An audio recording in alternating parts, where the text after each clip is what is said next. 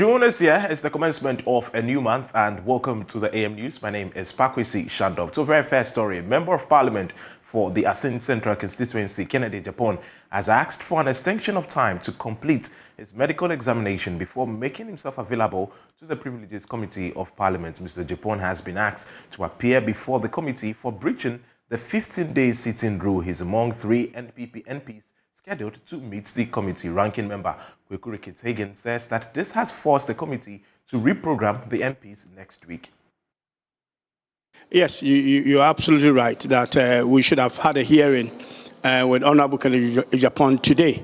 Unfortunately, we got a message from him last week. I believe I spoke with my chairman over the weekend that we've gotten a communication to the clerk of the Privileges Committee's office that Honorable, as you know, requested earlier on to be given time to do a medical review in the state. And it's just happened that he needed an extended time to complete the review. And as a result, he wasn't going to be here today. So he communicated that to us. So we had no choice but to cancel today's engagement with him. So it's unfortunate that it just happened this way, that Honorable Kennedy Japan as well was not able to turn up. He was aware that he was supposed to meet us and didn't turn up. I think the only issue we have heard, obviously from the media, is Honorable Asafo not directly speaking with us, but we heard, and I have listened to it now, where he said he didn't actually receive the invite. So I have charged the Privileges Committee clerk to make sure that when he served the next time, which I believe they have done or about to do, they should make sure that we receive something in writing that he's actually received it and that he will make an appearance. So your committee... The same goes with the others as well, of course. Right, so your committee was expected to submit a report this Friday. Yeah. Have you officially spoken to the Speaker asking for an extension? Well, we'll be doing that today. I had a brief meeting in the chamber with the chairman, Honorable Csir, and we will communicate the challenges we have at the moment to the Speaker and ask for the said extension, which we believe, will be granted. So when are the 3 NPs scheduled to appear before the committee? Well, as it is, we are looking at, definitely not this week. Not this week? Not this week, but we are looking at from next week onwards. So you're not sure? I'm not sure at this stage. National President of the Association of Building and Civil Engineering Contractors of Ghana, Prosper Ledi, says that despite the huge housing deficits in the country, housing projects that could reduce the deficit are still not complete decades after the project started. He adds that completed houses have also been left unoccupied. Correspondent Rafiq Salam has more on this report as he sat through the 13th annual general meeting of the association. Though aware and not oblivious of the impact the global economy is having on the country, the national president of the Association of Building and Civil Engineering Contractors of Ghana, Prosper Ledi, noted that members of the association are frustrated and being chased around by their creditors due to delay by the government to honor their certificates for contracts executed. Contractors have completed and partially complete contracts which payments are outstanding. We are harassed by creditors, frustrated, unhappy, and our families are depressed because of the constant struggle which the sector faces. The association has therefore arrived at a point where the mountain will have to move to Mohammed. Hence, our team of the AGN. Prosper Ledi also noted that despite the huge housing deficit in the country, there are several houses constructed and completed by the government which are still left unoccupied. This informal and ad hoc housing system in Ghana is not sustainable in the future. In spite of Ghana's housing deficit, there are multiple completed houses and remain unoccupied, and several which remains incomplete after decades. We look forward to the government of Ghana aligning projects in sync with the development plans established by the National Development Planning Commission. Minister for Works and Housing, Francis Asanso-Boakye, in a speech read on his behalf by the Wa Mayor, Isako Tairu, noted the important role the construction industry plays, since it is one of the driving forces for infrastructure, as well as contributing to the sustainable development of the country. Using the last census report, proper housing units, which government is committed to tackling by the delivery of the affordable housing units. The prevailing strategy of government is to scale land banks and provide the requisite infrastructure services to the sites, designated as affordable housing enclaves, to leverage private sector investment for affordable housing construction. While doing so, or while doing same, government will strengthen the provision of the requisite tax incentives and exemptions available in our laws to attract private sector capital. The annual general meeting was held under the theme Private Sector Initiatives to Address Ghana's Housing Deficit. Reporting for JoyNews, Rafik Salam.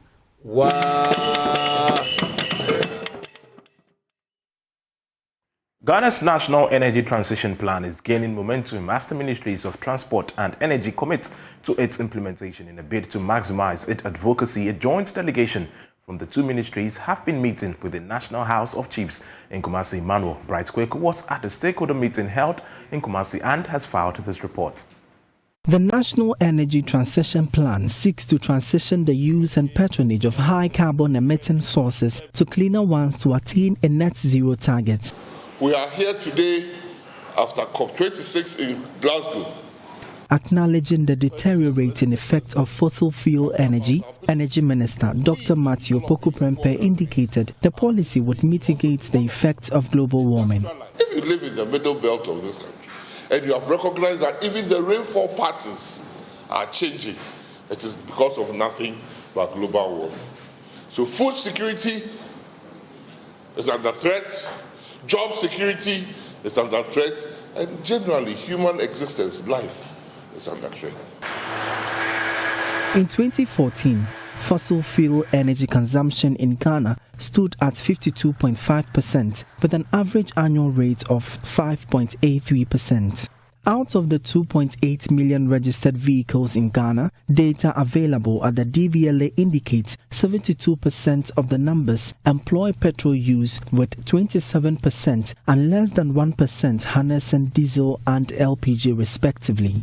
Deputy Transport Minister Frederick Adom indicated the government is introducing eco-friendly public transit and policies to avoid the impact of the 1.5 degrees Celsius global warming.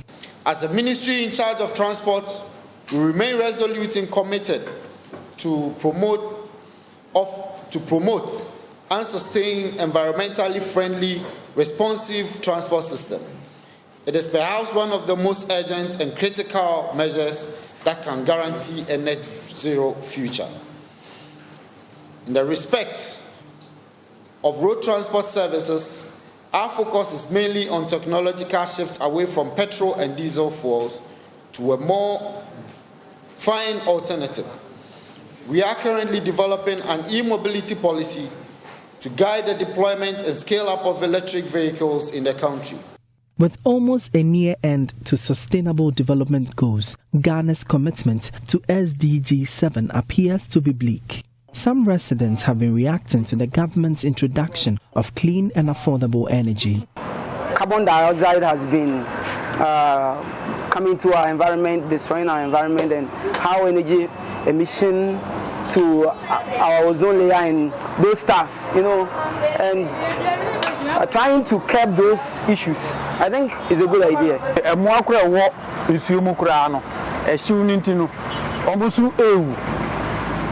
This will reduce the unbearable heat in the atmosphere.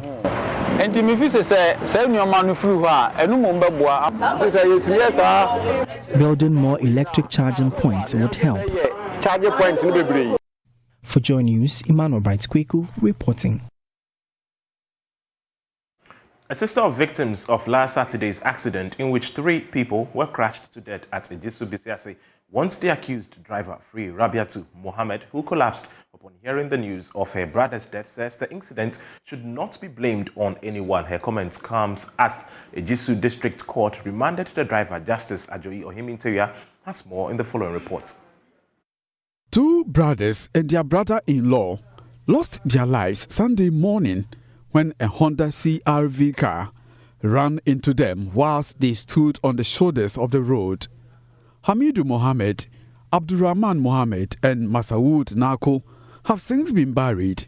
The accused driver, 30-year-old Justice Ajoyi, charged with dangerous driving contrary to Section 1 of the Road Traffic Act at 683, was remanded into police custody when he made his maiden appearance before the Ejisu District Court on Tuesday.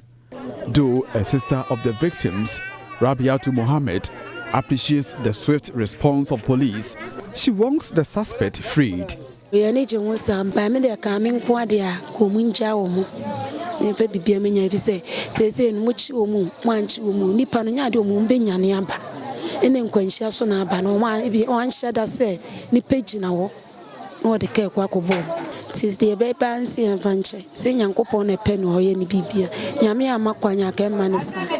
But another relative, Basiru Mohammed, disagrees.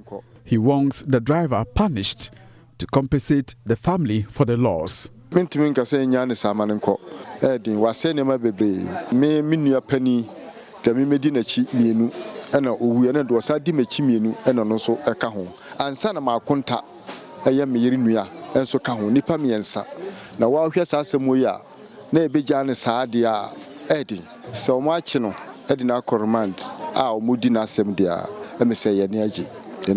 Meanwhile, Ajoyi is to reappear in court on June 7, 2022. From Ejisu Bisiase for JoyNews, Ohiminteria reporting. Sanitation Minister Cecilia Abnadapa has intervened in the long-standing lavatory crisis at Imofraturo Girls' School. She has handed over a solar-powered 8-seater toilet to the school. There's more in this report. The solar-powered 80-seater lavatory fitted with mechanized boreholes is an upgrade of other sanitary facilities on the school premises, which has been in use for the past 80 years. The construction of the facility is part of the Sanitation Ministry's policy to achieve the Sustainable Development Goals 6.2 of addressing access to adequate sanitation and hygiene and ending open defecation, especially among girls, by 2030. The Minister for Sanitation and Water Resources, Cecilia Abnadapa, who is an old student, urged management of the school to ensure proper maintenance of the facility. We've come to commission this very important project because the old girls, we have a platform, a very vibrant platform, and it was put on it that the school toilets facilities, which had lasted and kept this school for about 80 years, was so dilapidated that we needed to raise money to build new ones for the school. We raised a few, maybe thousands.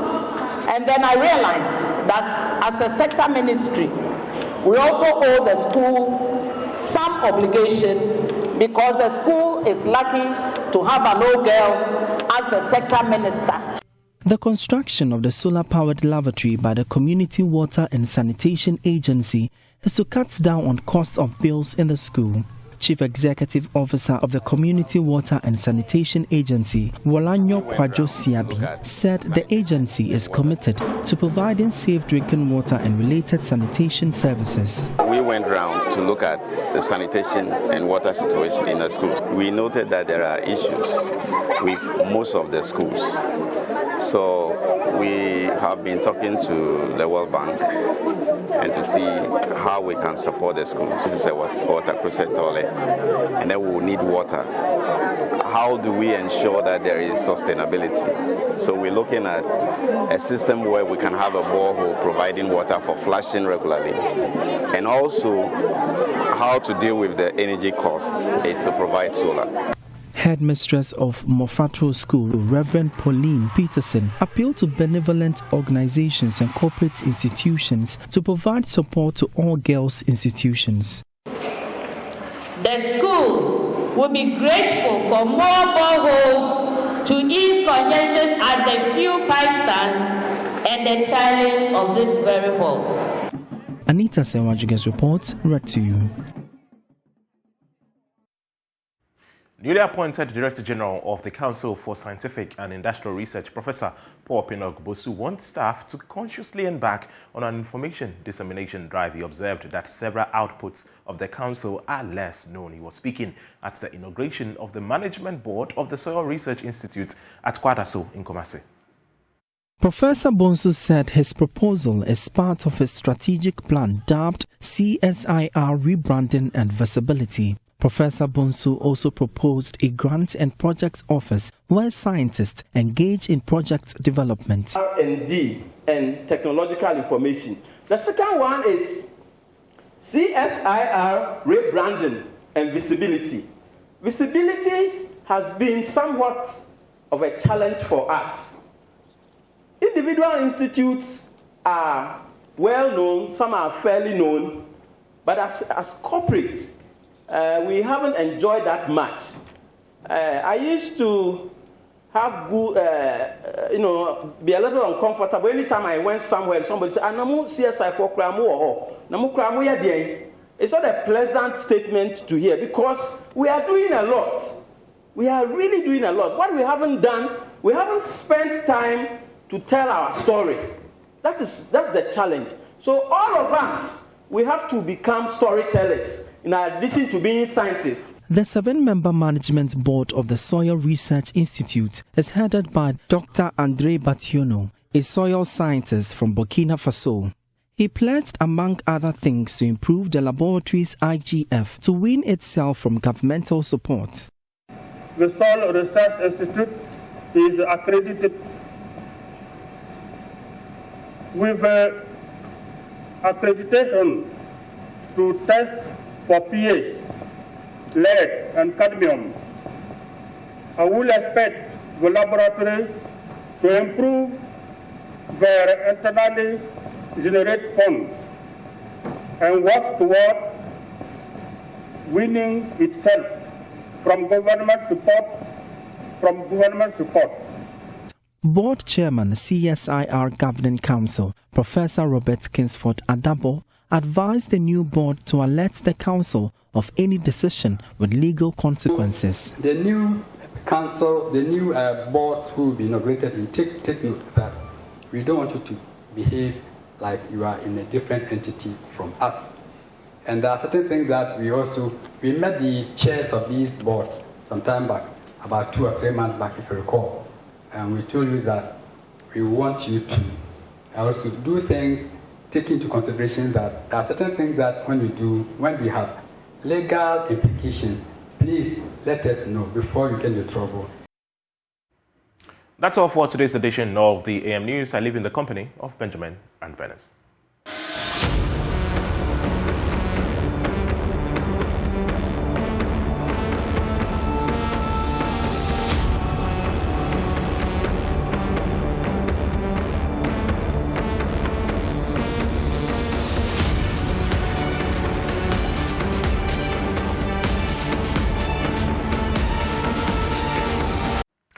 Thank you for joining us for the news review right here on the AM show. We get into the nitty-gritty and we bring you all you need to know about some of those very thorny developments. Yes, the recklessness index, the fiscal recklessness index, but we'll also be talking a bit about this entire trade-off, if you like, or the standoff between Her Excellency, the High Commissioner, the UK High Commissioner to Ghana, Harriet Thompson, and our IGP, Dr. George Ekufo-Dampare. Interesting subjects we're delving into this morning on the show.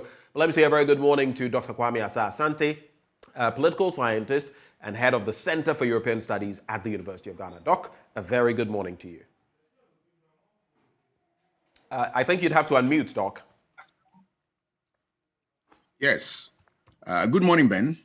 Good Can morning you hear me? I hope you're well. Very well. And yourself? By God's grace, I'm very well. So let me start you off on a bit of a thorny subject when it comes to this morning's interaction.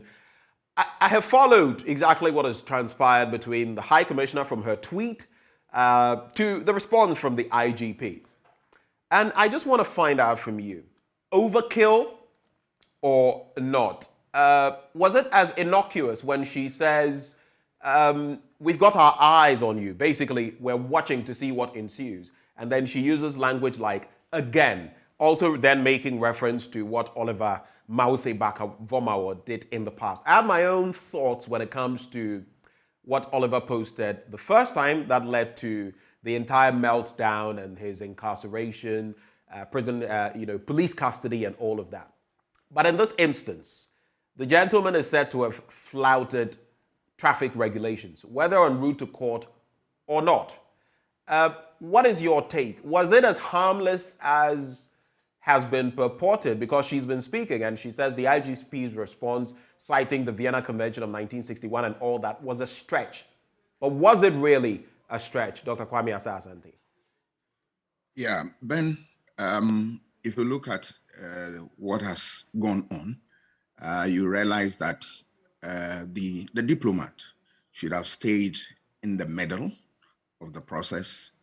It is true that he may have concerns about the issue, but there is a channel through which you can, pass your grievances to, and that is the Ministry of Foreign Affairs.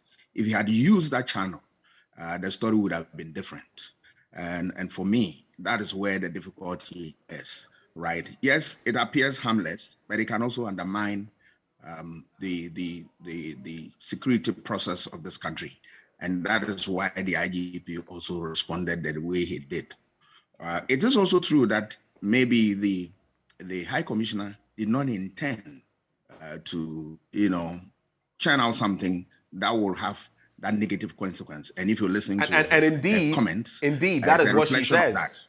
Indeed, that is what she says, that her intent was never to stoke any trouble. Yes. She says that categorically. But the tweet looked at in different dimensions, as per what the likes of Professor Vladimir Impidanso and others have said, smacks of Big Brother UK saying, I've got my eyes on you. You better watch how you work. And some have said that is inimical to the sovereignty we enjoy as a country. Yeah, that is all that I'm saying, that, you should have waited. Political communication comes in, all right? You need to weigh the kind of statement you make, the recipient reaction and all that. So this has really created the problem. But the good news is that I listened to the Excellency saying that, yes, he will use the backdoor approach to deal with the issue. For me, that is the way to go, because I'm not sure we are in, a brawl with UK, which have been a colonial master, and then a great, partner in all the things that we do in this country. So I'm sure that this thing can be settled behind the scenes so that next time we know how to tread cautiously.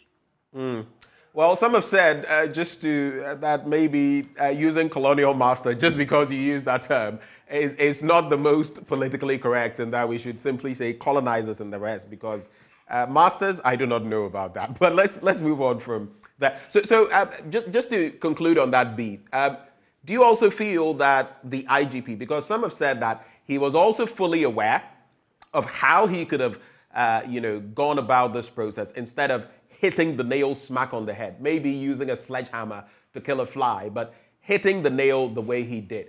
Do you feel the IGP also overreacted?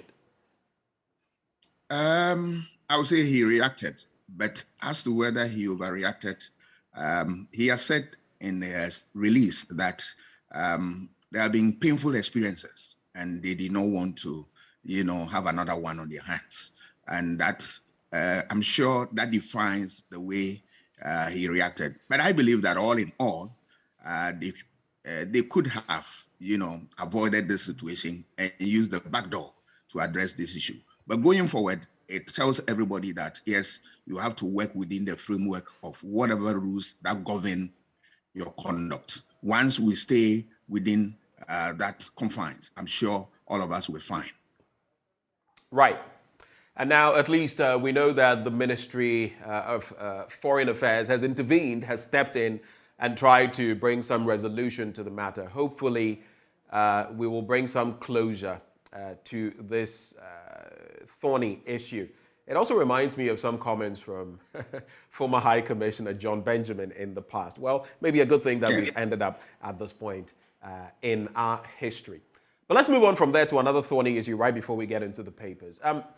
I'm sure you've seen the Fiscal Recklessness Index as put together by Imani Africa. Of course, they source the Auditor General's report and all of that. But you look at the script from 2015 to 2020, Doc, and it makes for very sad reading. The Finance Ministry in many countries, especially in the countries we seek to emulate, is one of the most disciplined fiscally and beyond. But you look at our Finance Ministry and other MDAs, ministries, departments, agencies, and the recklessness on a fiscal level is mind-boggling. 13.9 billion Ghana cedis, equivalent to about 3.64% of our GDP. That is what was sunk or has been lost on the back of the fiscal recklessness of these agencies. And at the very top is the Finance Ministry. Your take? I love the research. It's a good one. It's going to serve as a guide for holders of public office. Right. So that they will be aware that whatever they do, there are people who are watching. It's a good one.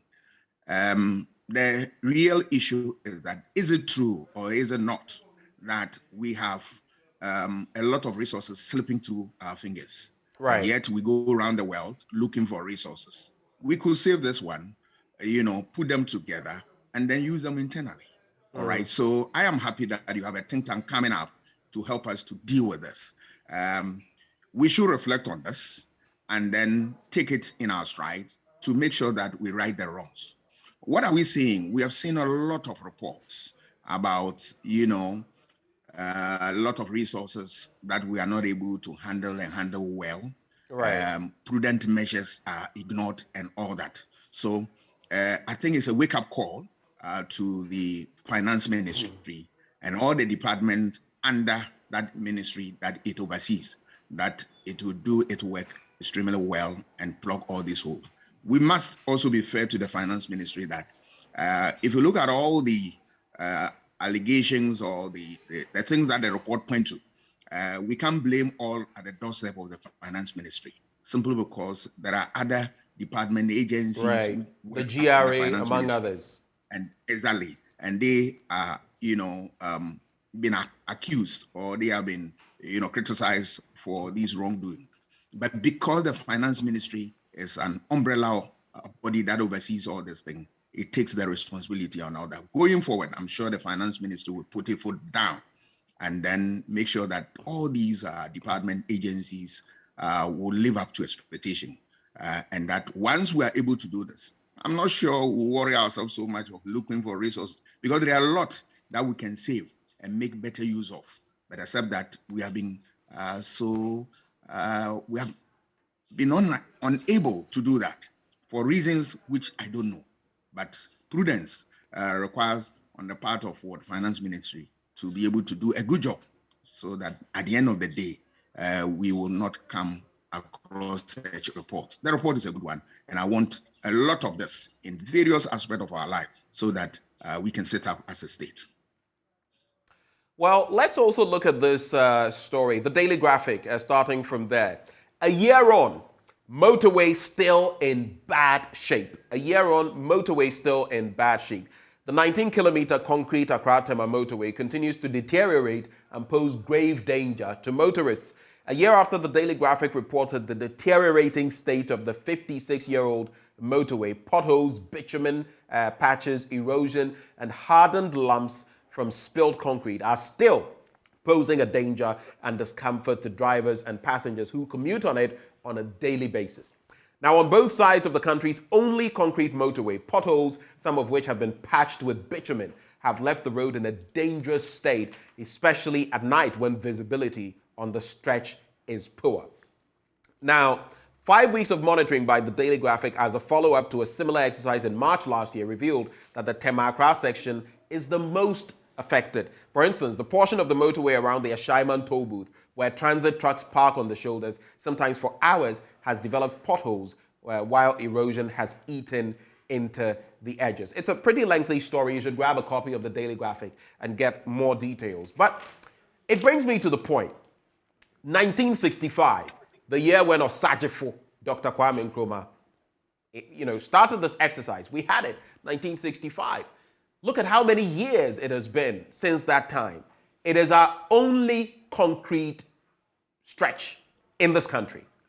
We're patching it with bitumen, asphalt, and all of that. And I use the stretch. Whenever I use the stretch, it's so bumpy at certain ends, even the portions that have been patched, that if your tire has problems or something, you could easily skid off. I mean, I always, when I get this way, I feel sometimes I'm too passionate about it. But I don't know if you can see, Doc, this is what our motorway looks like on many portions. And it is so sad. I don't know what you think, really. I really don't know. I share your pain. And it's a concern that I have expressed over the years, even before my students in class, that when Nkrumah was building this, there were a lot of agitations that he was building things that we did not need at the time and all that. But look at it. From the time Nkrumah built it up to date, it has stood the test of time. So the little that we could do to save it, we refuse to do by maintaining. The culture of maintenance is missing in this country. And that really moves us into the realm of what? Our weak capacity in the area of what? Technical capacity of the state. That we don't have what it takes to maintain and develop things using technical know-how. The good news also is that we have a lot of engineers, government has a lot of outfits that are responsible for the maintenance of these things. What are they doing? Are they sleeping? And yet they are drawing salary from the government. Sometimes we have to also be fair to government. That everything we want to blame it on government. But what about those whose immediate responsibility goes to that very thing we are talking about? We ignore them and then attack them. So for example, the Department for Urban Roads, the DUR, for example. Exactly. What are they doing? Is it not their duty? Do you want the chief executive to come down to inspect roads? But it still falls on the government machinery. It still falls on the government machinery. So from the top, someone must be able to say, whether roads minister, transport minister, this must be done. But my problem is, look at the Fourth Republic. Look at how we've treated the motorway within the last 30 years. Look at how we've treated the motorway. Yeah, I know. But you see, if it is your immediate responsibility, why are you waiting for somebody to direct you? It's your duty. You are called to duty. The fact that you draw salary on government payroll, it is a duty that you need to perform to earn that income. Are they doing that? And who is taking them on? All right. Supervision is missing in this country, and we have thrown everything away and we complain. We have to get serious so as to deal with some of these things head on. You see, I traveled to the United States and I visited a place in Massachusetts, Boston, for instance, the capital. And I saw how beautiful the city was. So we were in Parliament to speak to the head of Senate. And I asked him, what is the trick that you've maintained a lot of things here in a very top shape? He said, look, the people themselves sometimes take the trouble to develop these things and then give the bill to the government to pay. And once they do that, they want to make sure that these things are kept in check and then held in high quality level. What are we doing here? We see people even destroying roads and all that, and we are mute. We don't say anything. When you see anything, say something about it if it's not good. And this process that we are doing now, speaking on them and all that, will go a long way to help this. Please, right. If we want to really develop this country, we need to shy away from some of these things and develop a culture that is healthy to maintain some of these things. We'll spend money to develop them. Right. Some very interesting stories on pages 16 and 20. Page 20, 320 recovered Pantang patients reintegrate with families. I'll get into the stories on page 16, but first, Isuzu Motors, and it appears all of them are coming now. Nissan, Volkswagen, and the rest. Isuzu Motors to assemble vehicles in Ghana. Delegation calls on President Akufo-Addo. But whenever I talk about this, I'll also say there's also a certain Kantanka. I don't have any relatives in that family. I'm not related, but it is homegrown. What can we do?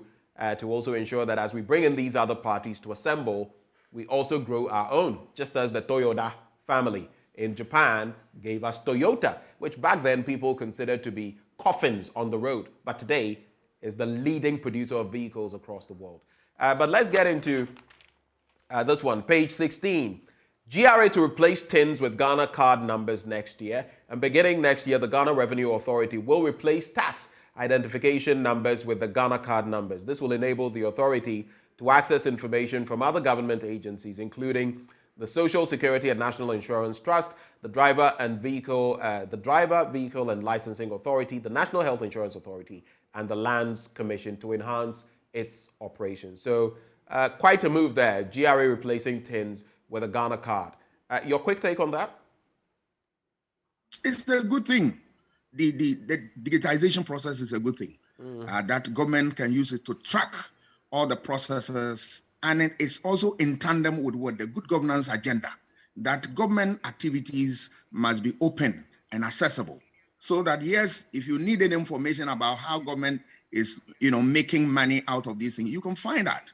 You can also find out where the money is kept and all that, and we can find out individuals, their responsibilities, are they paying or not, so that a particular individual is defaulting. We can trace and then get him to settle his debts and all that.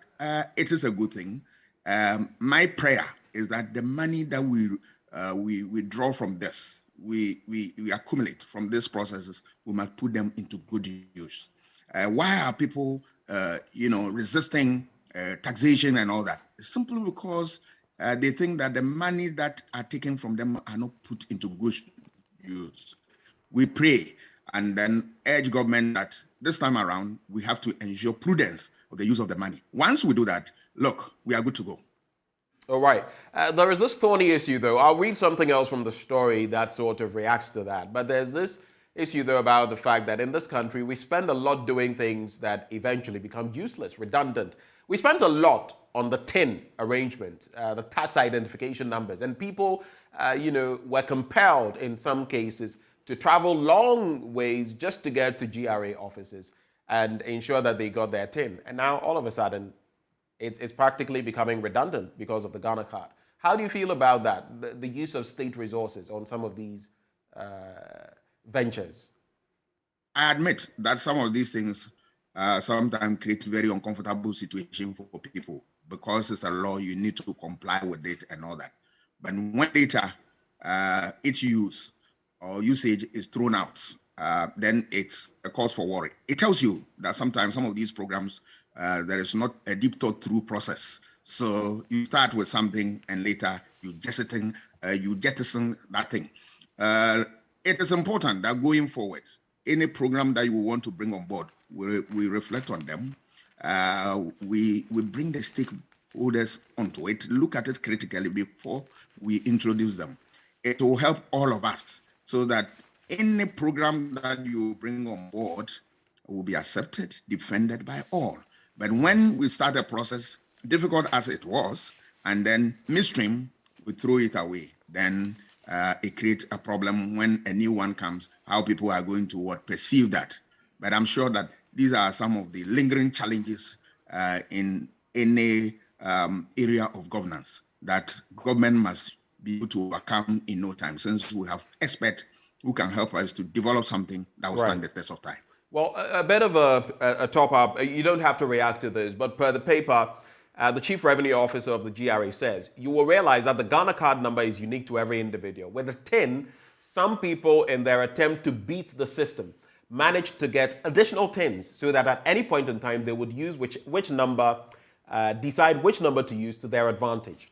But with the Ghana card coming into being, I think some of these challenges will be solved. So those are some of the things that have been said in defense of the switch or the integration. Yeah, but did they consider that? This should have been part of the preparatory work. Yes. That's the question. So it means that something went wrong in the initial processes. But we are saying that put that one aside. Let's make use of the Ghana card and make sure that we draw the necessary resources that we need to drive the economic agenda of this country. All right. Doc, in some 8 minutes, we'll be wrapping. So I want us to quickly do this. Prosecute Bank of Ghana officials over CD depreciation. A legal practitioner has petitioned the AG to prosecute the governor of the Bank of Ghana and other officials of the bank over the sharp fall in the Ghana CD. Dr. John E. Bading is urging the AG to go behind the Bank of Ghana over what is known in law as lifting the corporate veil and hold the top officials of the central bank responsible for the woes of the city that have affected the general economy and individuals. He says it is out of line and must be brought back in line as our laws demand. Your quick take on this? That's a lawyer speaking, but my view is that are you going to hold public officers for wrongdoing in the course of their work? Political appointments. Maybe we should start going there, right? Maybe we should start going there. And when we do, we will enjoy what the likes of Japan do. Why do you have political officers? Yeah, why do you have political officers within the bureaucracies? That they are responsible for whatever goes on. All right, the public officers over there operate on the principle of what? Anonymity and all that. So if they advise government and government says that that's okay, we go about it. All right, it is the duty of government to look at it carefully, see whether that advice is something to work with. Otherwise, it is not a public official who is supposed to bear the consequence of his advice and all that. Then what becomes of what the minister who is there and taking on allowances and all that? That is the duty of the political officer within the bureaucracy. So I have a difficulty there. But if that is the law, let's test this and see whether it will survive. For me, democracy, as we all know, anchors on what? Rule of law. So any effort at testing the law, for me, it brings a sigh of relief to me. Right. The Ghanaian Times newspaper, quite a number of stories. JIDA proposes special tariffs for small-scale farmers to aid food production. There's also IGP advises British High Commissioner to keep within limits. But the story on page 16, the banner headline, Cancer, major killer disease in 2020. 15,802 people died, 24,009 new cases recorded. And of course, we know there are different types of cancer. Thus, liver cancer topped the list of 10 leading cancer deaths recorded in 2020, followed by breast cancer, cervical cancer, uteri, prostate, non-Hodgkin lymphoma, stomach, ovary, lung, leukemia, and cancer of the esophagus in that order. Similarly, over 600,000 cases of hypertension and 200,000 of diabetes were recorded in health facilities. It appears when you look at the trajectory that our health generally as a country, which also feeds into the Human Development Index, it appears in this stead we have quite a lot of challenges, Doc. There are lots. There are lots. We have not put in a lot of resources to address these problems. Go to our hospitals. Let us be fair to government that they've done their bit to support the hospitals. But is it enough? Is it enough? Sometimes if you see their budget, it's nothing to write home about. We need to, as a people, sit down, reflect on these things, and then help to build a solid health sector. Without it, I tell you, all we are doing will come to naught because we need the labor force to be strong. We need the aging population to be strong. And we need everybody to be strong to go about their normal duties. So it is important we consider this and stop wasting resources on unnecessary things. All right, unnecessary things. I was always thinking that, look, building structures such as cathedrals and all that, they are good. But look, imagine we have used the same process to raise at least one CD from every Ghanaian who really want to help build a first-class hospital for this country. What would have been the story? Right. A good one. When we finish, we'll replicate in other regions. But we decided to go on another tangent and all that. My worry is that, look, we need to pay particular attention to our health. This is the key to our development. Right. Let's do two quick stories from the Daily Guide newspaper now.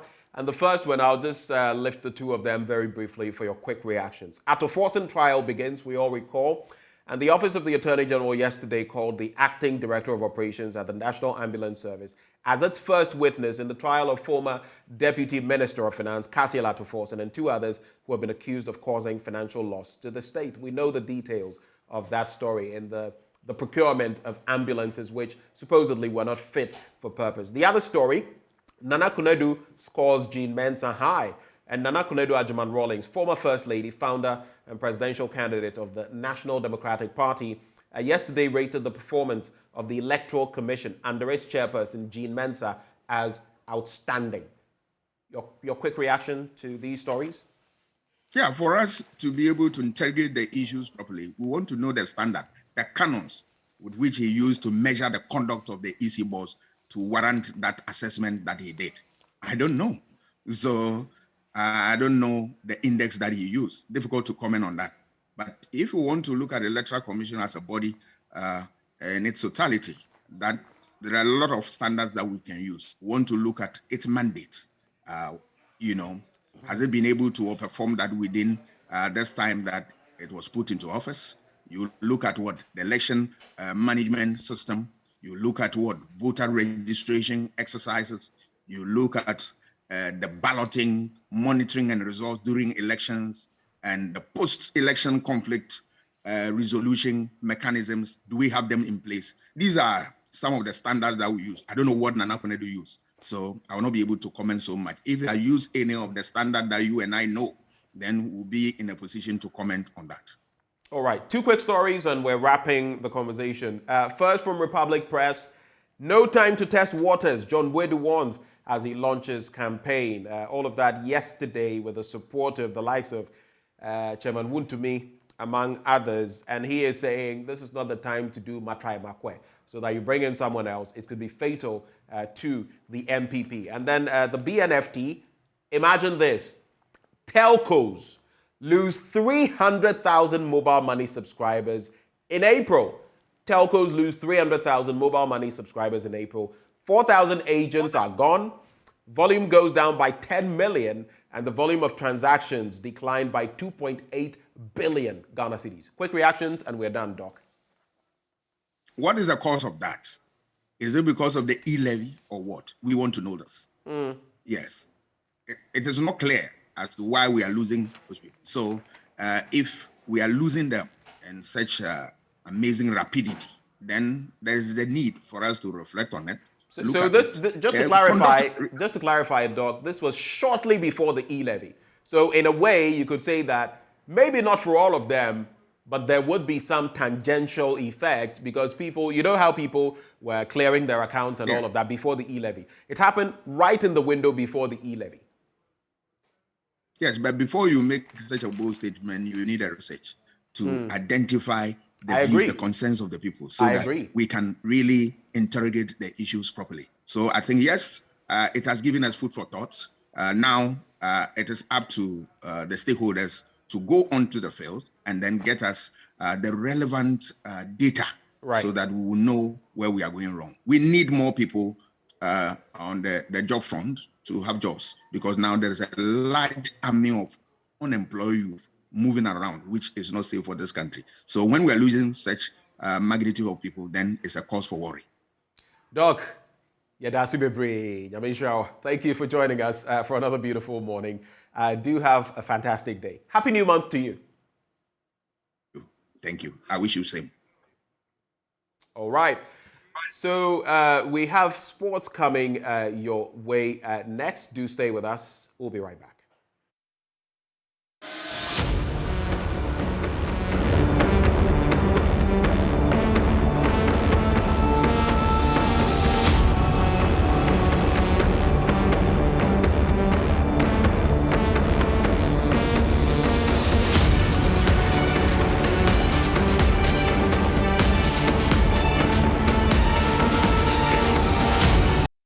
Good morning. Welcome to AM Sports with me, Muftau Nabila Abdullah. Boxing legend Ike Bazooka Korte has threatened to drag the Ghana Boxing Authority to court for their refusal to grant Samuel Techi clearance to fight in South Africa in 9 days. The 2020 bronze medalist currently has a promotional deal with Korte's Bazooka Promotions, who put together his first professional fight in April this year. The Ghana Boxing Authority is demanding that the boxer signs a memorandum of understanding to pay a percentage of his purse to the GBA as a development levy. Ikote, who has Techi's camp, has refused to pay the amount and questions why the GBA should be handling boxing development and not the Ghana Boxing Federation, which runs amateur boxing. The GBA's president, Abraham Kote Nikwe, has also stated he will not authorize the clearance letter for the boxer until he agrees to pay the percentage from his fight purse for June 10. We'll have more details of this story later in our subsequent bulletins. The book of Samuel.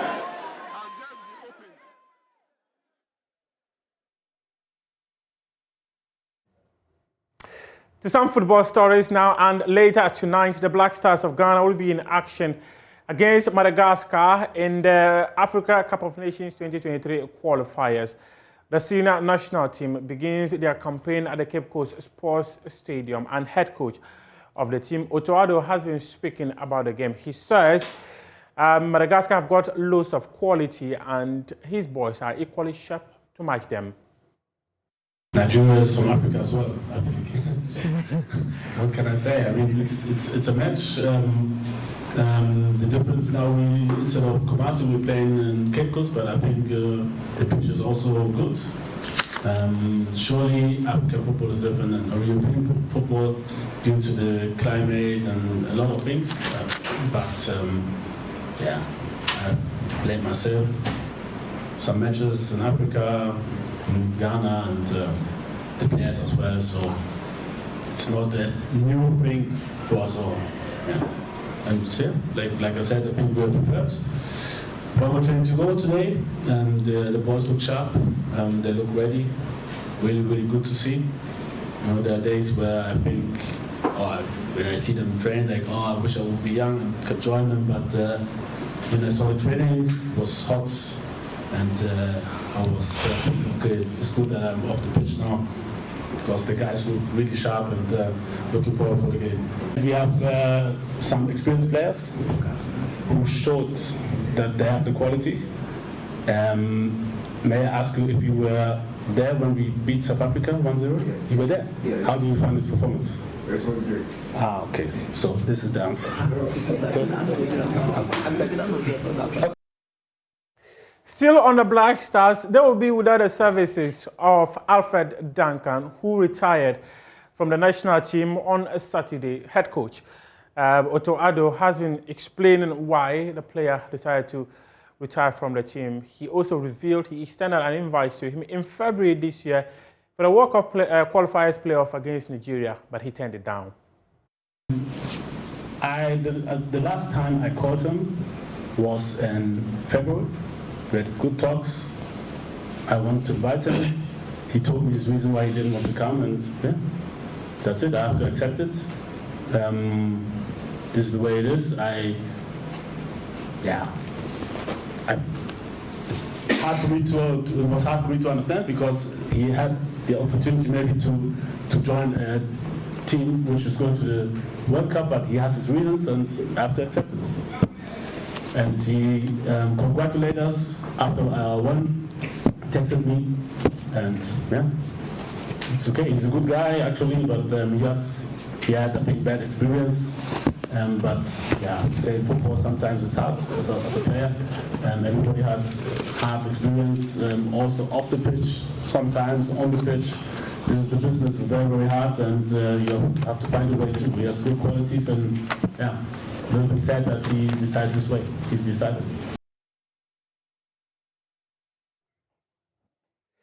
Andrew Ayew, he's making a return to the Black Stars after he was suspended for the World Cup qualifiers playoff against Nigeria, and he says he has noticed lots of progress in the team since Otoado took over. We have seen a lot of progress. We've seen a lot of, development in what we're doing. And if you look at the last 2 games, okay, we didn't win, but it took us to the World Cup. So I take it like a win. But it's a whole different ball game.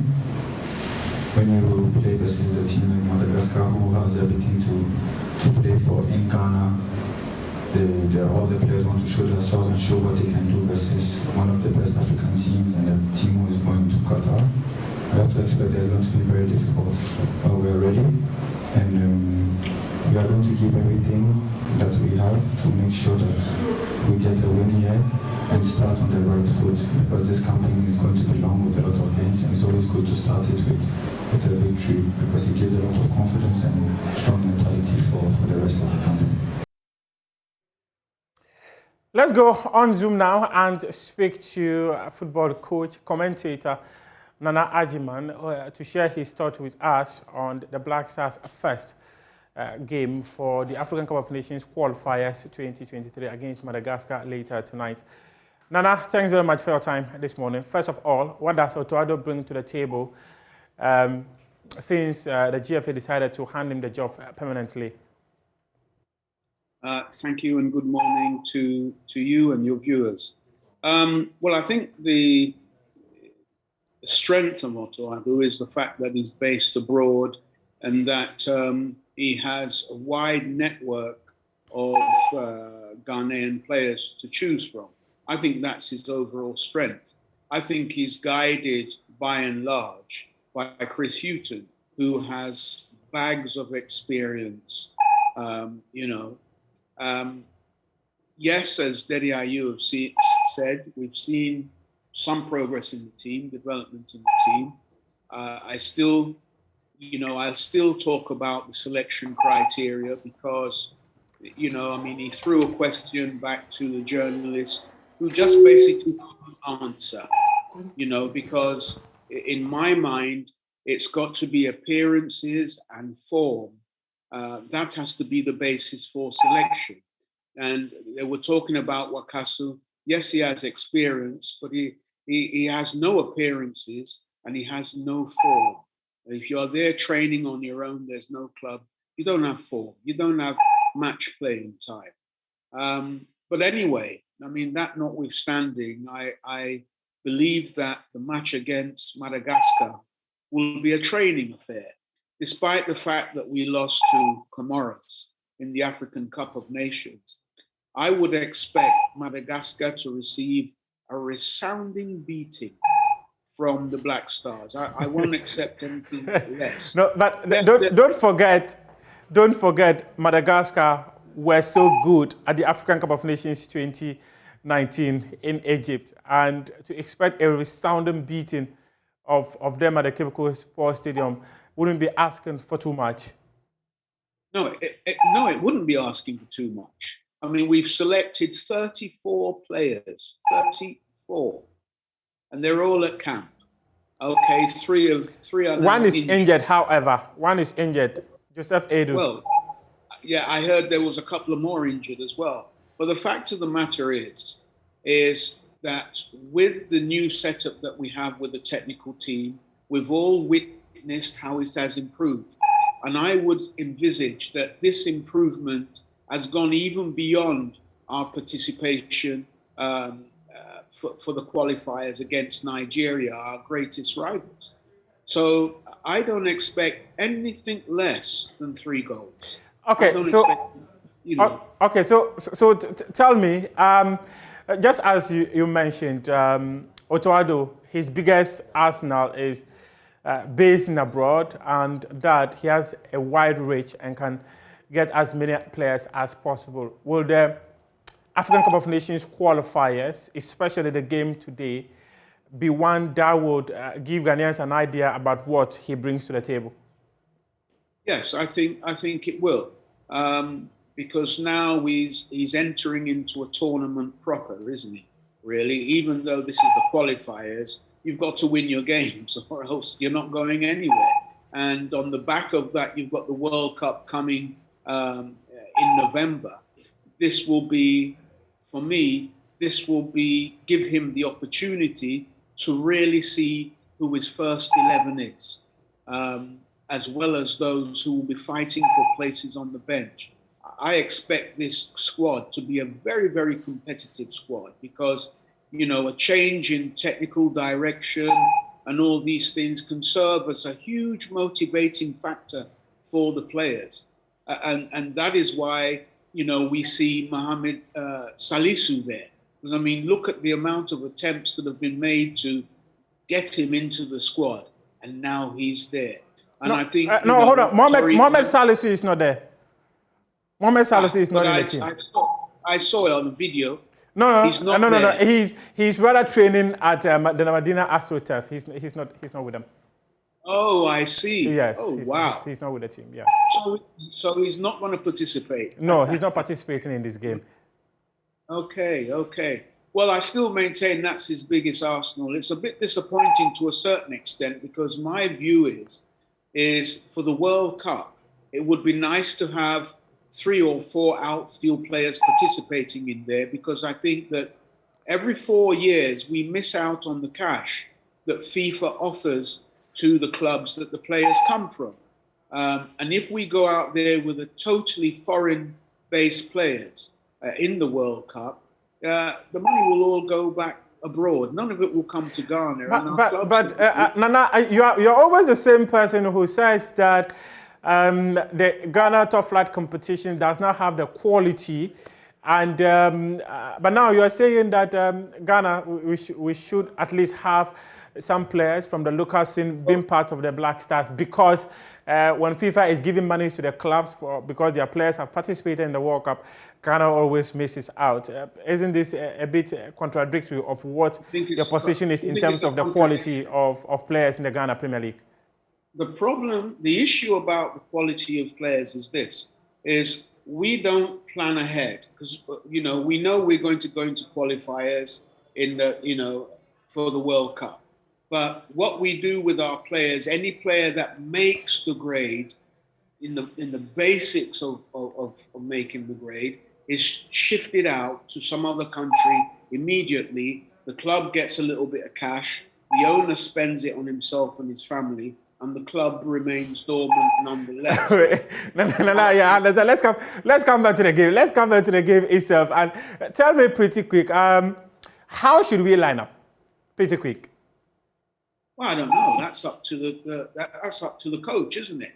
What I know is that it's got quite a few players out there who are good.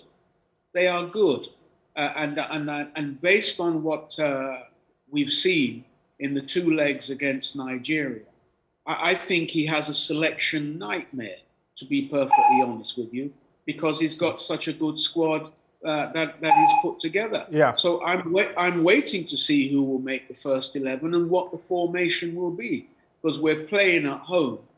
And I would imagine something like a 3-4-3, which is quite attacking in nature, to just deal with these Madagascans once and for all. I really can't see this game as a challenge.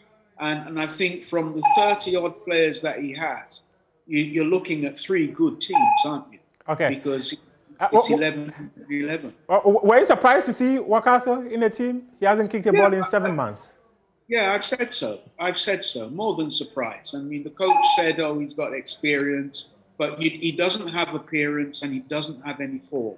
Okay. So I don't see that there's any justification that he should be there anyway. Okay. Thank you, Nana. I appreciate your time this morning. Thanks very much. Thank you.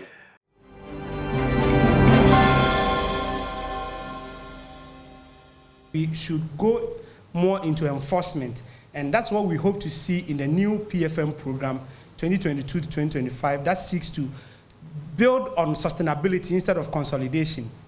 That we should focus more on enforcement powers.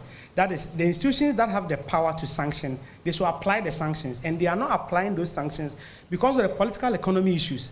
Because people are afraid to apply the laws, and because some people are very politically exposed and politically powerful, so they are not applying the sanctions. And one other challenge too we have is that some of the institutions, their appointments are so tied to the executive. For example, if you take procurement and down from the board to the entity tender committee, you see excessive influence of the executive. So that makes it very difficult for them to act independently. And those are some of the food for thought. I agree with you that we should start looking at how do we break key public institutions away from political influence. So for that, I agree entirely with you. And on the internal audit functions rule, what we observe is that the role of the internal audit function in MDAs, to some extent, has broken down, because the main integrated financial management system that is used to pay and procure goods for public institutions, the internal auditor is not on that platform. So what they do is that the activities occur and they collect data and do assessment. And if their assessment and reports are even complied with, these irregularities would be corrected even before the external auditor comes in. So it appears that within the internal audit role within our MDAs, their job is not being taken serious, or they do not have sufficient powers to also control the expenditure of public institutions. Another challenge is that if you look at the organizational structure of our public institutions, the internal auditor's position is very low. So they have very low decision-making power. So when the big bosses are making decisions about spending, they are not part. For example, they are not part of the entity tender committee. So when irregularities happen in procurement, they are supposed to quality assure the process. Like the police officer who is supposed to ensure compliance is not even part of the process, the process where the action is taking place. So they are always outside the spending, and they always come in to just report. That's why you don't see a lot on the internal. That's why we even highlighted it as a major problem in the PFM if we can ensure sustainability and enhance accountability. We also agree with disaggregating the data by the Auditor General. They present the report in a lump, or they lump all the irregularities together. So we don't know how much did only GRA contribute to this irregularity. Because if you take the tax irregularity of about 9.2 billion alone, we attribute over 95% to the Ministry of Finance and its subsidiary agencies. So we should be able to know that beyond GRA and the Controlling Accountant General's Department, what other subsidiary agencies are within the Ministry of Finance who are also contributing to this or these sort of irregularities that we are seeing. And there we are, Dennis Asari, who is a consultant with Imani Africa. But that's the level of fiscal recklessness we have seen from some of our ministries, departments, and agencies over a 5-year period. 13.9 billion, accounting for 3.64% of GDP in 2020. And if you look over the span of the years, 0.52%. How do we mitigate the situation now that we have this ignominious list? We get into the matter with our guests. Let me start with Dennis Asari, who joins us in the studio with Imani Africa. Dennis, thank you for joining the conversation. Thanks for having me, and good morning to our viewers. Great. Just hold it for me, because I'm bringing in Isaac Kofi Ajay, our bespectacled Isaac Kofi Ajay. How are you this morning, Isaac? I'm great. It's been a while. Yeah. Good. Thanks for coming by. So let's do a bit of a breakdown of what Imani tells us in this latest Fiscal Recklessness Index. Walk us through what you have for us. So just like you said, cumulatively over the period of 5 years, that's from 2015 to 2020, financial irregularities is about 13.9 billion Ghana cedis. And just like you said, this is about 3.64% of the 2020 GDP. And now if you should break this down in terms of the types of irregularities, you can see that tax irregularities is number one, with close to 9.2 billion Ghana cedis, which is accounting for 65.49% of the total, irregularities. And if you look at cash irregularities, it's number two, 2.9 billion Ghana cedis, accounting for more than 21%.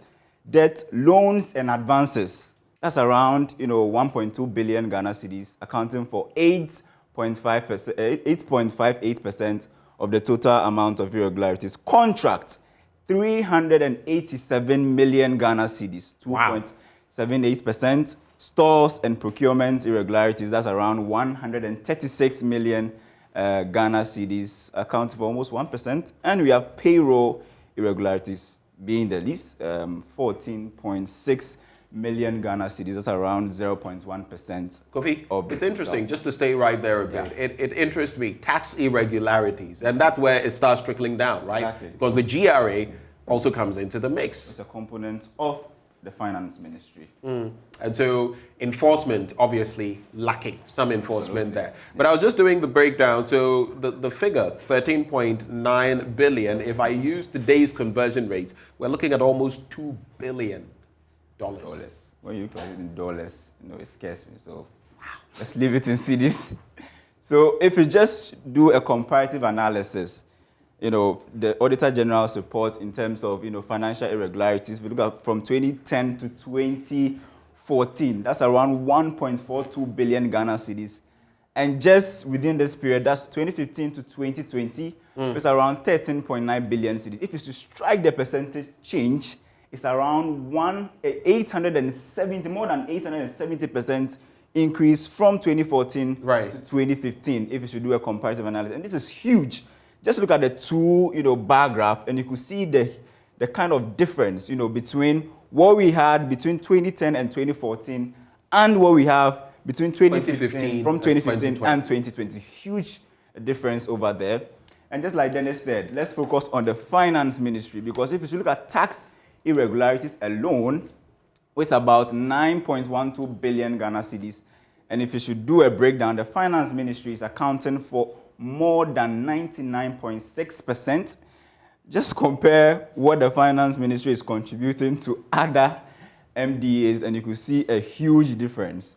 Just look at finance ministry. They're contributing basically 0.37%, and the finance ministry alone is contributing 99.63%. And that's worrying actually, because that's a huge difference between the finance ministry. If you add just cash irregularities and tax irregularities together, the finance ministry is hovering around 11 billion Ghana cedis of irregularities in terms of these two categories. Now, let's rank the ministries.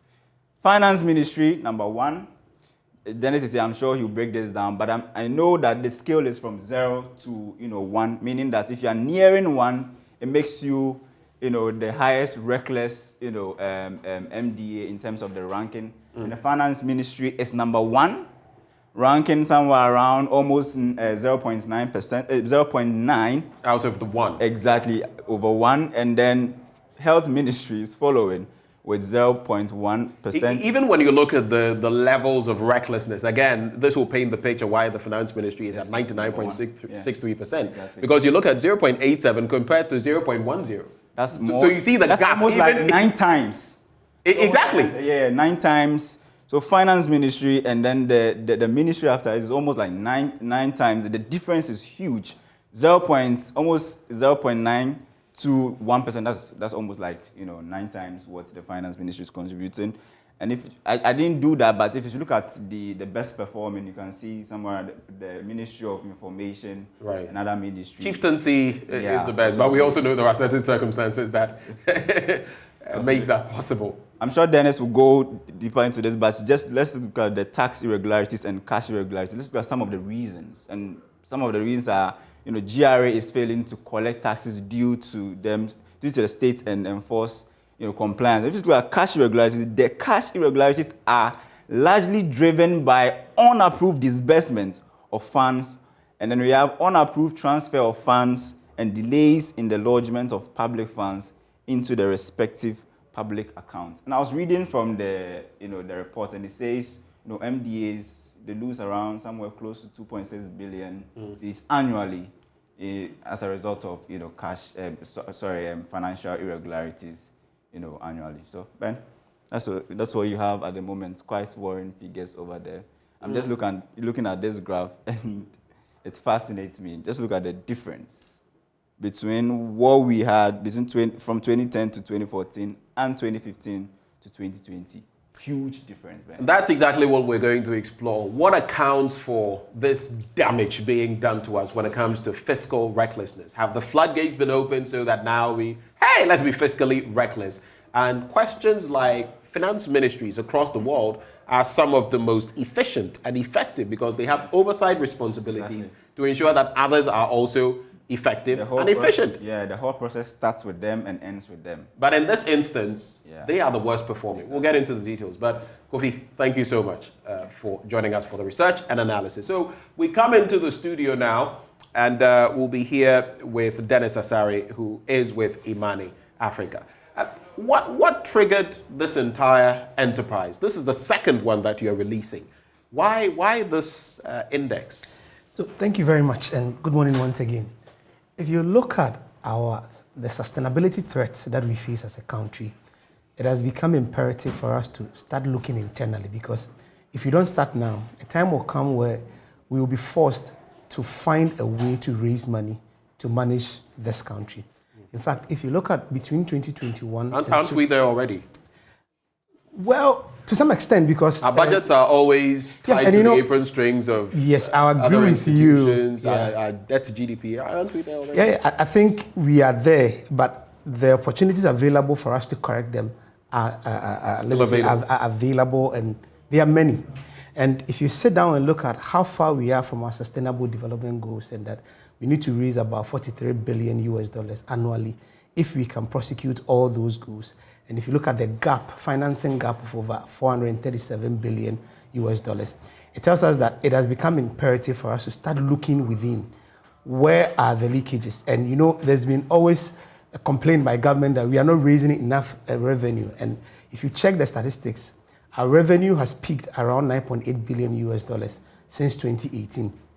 And the government intends to raise more even in 2022. If you look at the revenue projections of about 100 billion Ghana cedis. That notwithstanding, we believe that there are still opportunities within our MDAs where we are losing a lot that we are not paying attention to. So what the Fiscal Recklessness Index does is it critically examines the financial performance, or let me say the financial irregularities of ministries, departments, and agencies, particularly because the overarching aim of our PFM is to deliver quality service. And that if spending institutions or MDAs are not being efficient in the use of the meager public funds, then the service that we are looking for, we are not going to get that. So this actually gauges the efficiency of the overall PFM in addressing the pitfalls in the management of public funds. And the first one, we looked at the period between 2010 and 2014. So this is actually looking at between 2015 and 2020. And it's very interesting that anytime the Fiscal Recklessness Index has been launched, an old PFM reform program is exiting and a new one is coming on board. In fact, the 2014 one, the 2016 one ended a period where we're about to start a new PFM framework. And now this one comes at a time where the government also wants to implement another PFM reform between 2022 and 2025. So it gives us some sort of time to reflect on how far we have come. If MDAs are losing such huge amount of money, and if you try to look at the irregularities between 2015 and 2020 and compare it to the budget of the Education Ministry in 2021, it's almost the same. So the irregularities of MDAs over a 5-year period can finance a whole ministry. And it is shocking that even least irregularity typologies like contract, where we wasted about 386 million over the period, it can finance it could finance the budget of the Ministry of Gender in 2019. And even finance the Livelihood Empowerment Against Poverty program about 2 times. So it tells us that even finance the e-levy twice. Yes, I mean, if you look at the amount we have lost, almost 14 billion, government expect about 6.8 billion from the e-levy. It means that it's more like twice of the e-levy. And so it tells us that there are opportunities for us to block the leakages, efficiently use the monies that we raise, and ensure that we cut some of the increasing in debts that we are accumulating. So this gives us time to reflect internally and look at how we can address the pitfalls in our public financial management. All right, interesting question. We have the laws and the regulations, and we have the Auditor General's department where you sourced the information from. The Auditor General's department also has the right to disallow and surcharge. How come all of this is not working? So I think that's an interesting question, because the Constitution actually gives the Auditor General the power to disallow.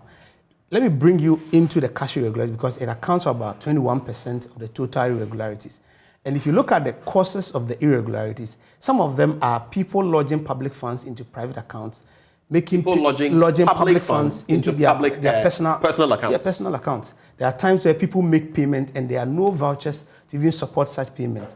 Unapproved spending of IGF. And these are some of the little irregularities that you should disallow to deter people from doing that. For example, there are banks who collect taxes on behalf of government and they fail to lodge it within the time frame.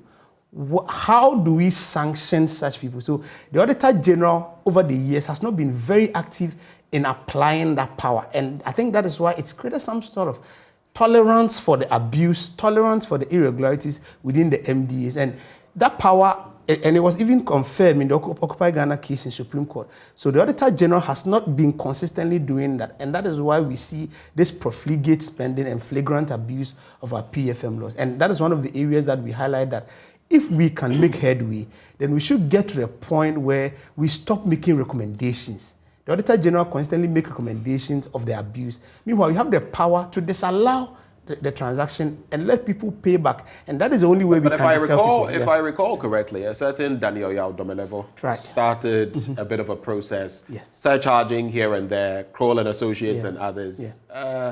And so that's where the political economy issues come in. We all know how that went. Yeah, it appears that maybe there are some level of powers that you can't get to. But I mean, once you have the power given to you by the Constitution, and I'm sure any government or any leader of a country would be glad to see you sanctioning spending officers in our various ministry that this cost, we are going to disallow it and need to bring back the money. And one of the challenges is that the heads of entities of our MDAs are not helping with accountability. So once we start disallowing and surcharging, it puts them on the edge to start looking within how to avoid some errors that they would have to pay back or some monies that when they spend, they are going to be sanctioned.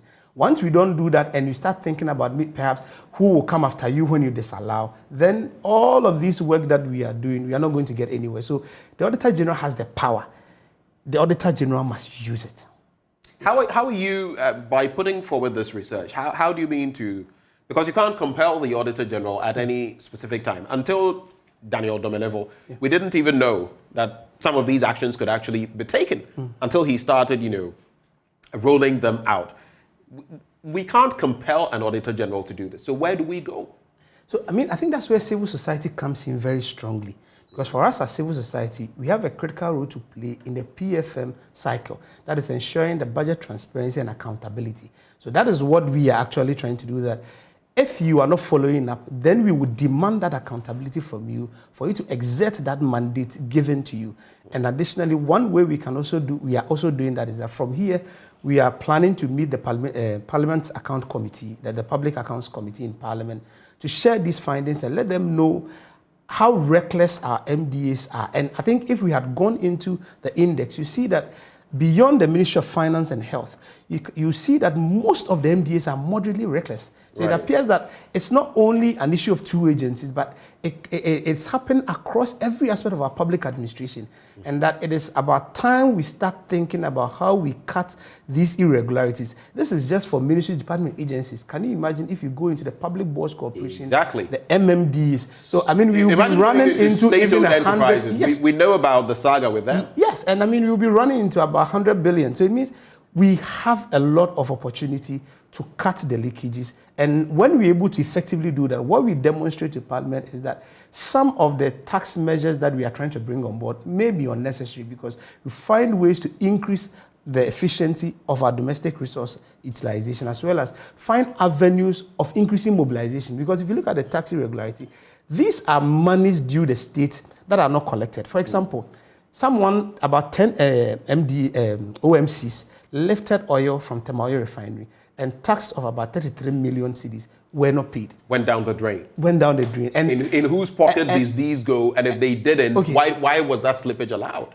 If we can't tell that it went No, I'm not asking you. Yes, I'm just saying that delay, the lag in paying the tax also affect the government mobilization. Right. Because if the government is unable to raise the needed revenue, it means that the programs that it has developed, it can't do that. So some private entities sit somewhere, delay payment of taxes, and that consequently affect government's ability to implement programs to address the poverty that we are currently experiencing.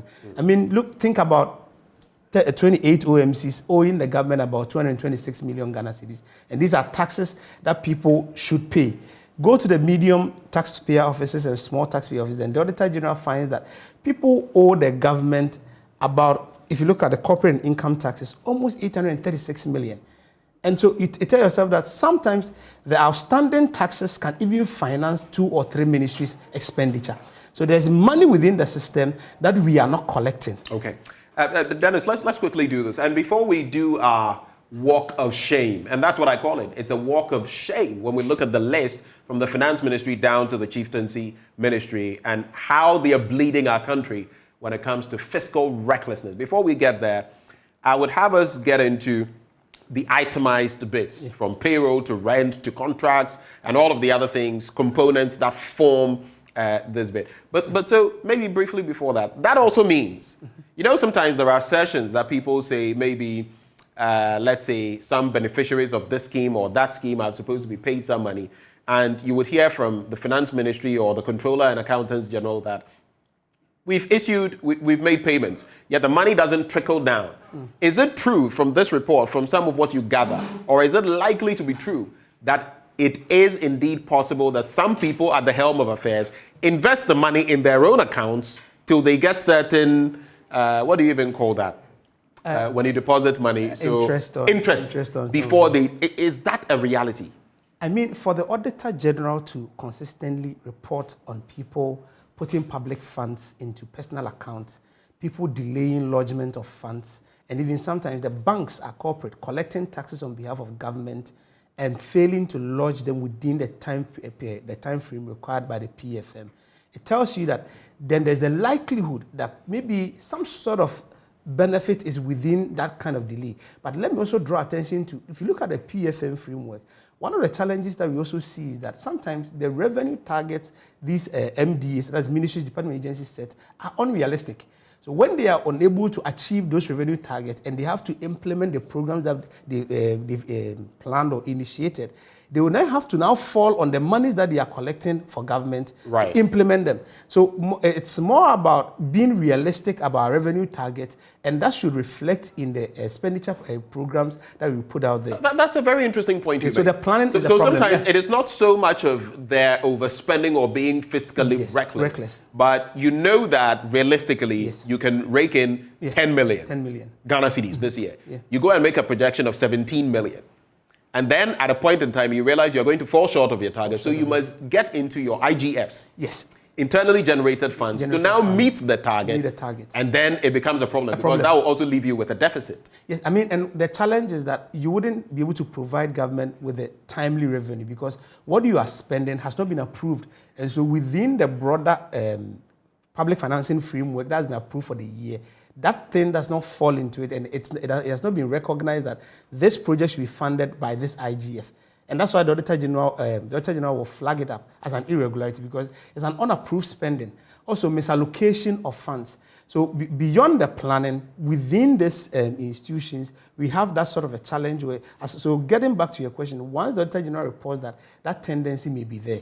But largely, some of these spending, like spending statutory funds and also delays in lodging funds, misapplication of funds, they are all issues related to lack of proper planning in terms of revenue and expenditure projections. So those are some of the critical issues we need to start bringing on board here.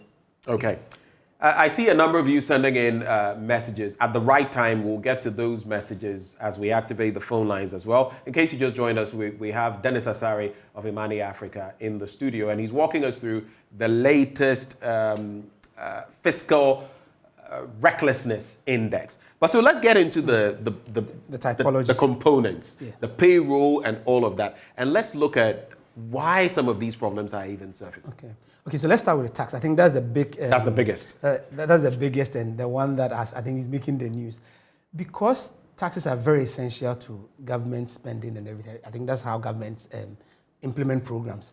So if you look at the tax irregularities over the period, if you compare the 9.1 billion tax irregularities or 9.2 billion tax irregularities, it is higher than how much we've even spent on free SHS between 2017 and 2021, and the Education Ministry estimate about 7.7 billion. For a 4-year period. For a 4-year period. More than what we've spent on free SHS. Yes, what we have lost on just taxes uncollected, taxes are unaccounted for, delays in paying taxes, is even more than a critical social intervention, how much we spend on a critical social intervention like free SHS.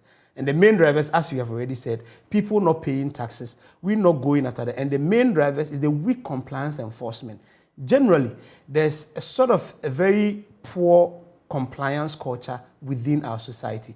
And the institutions established to enforce the compliance, to a large extent, sometimes are not being effective in ensuring that these compliances are enforced. For example, the GRA knows the people who are owing us and that they should go after them. For example, if the Auditor General reports that about, let's say, 100 VAT payee owners who filed their VAT owe this amount of money, it means that then we know them.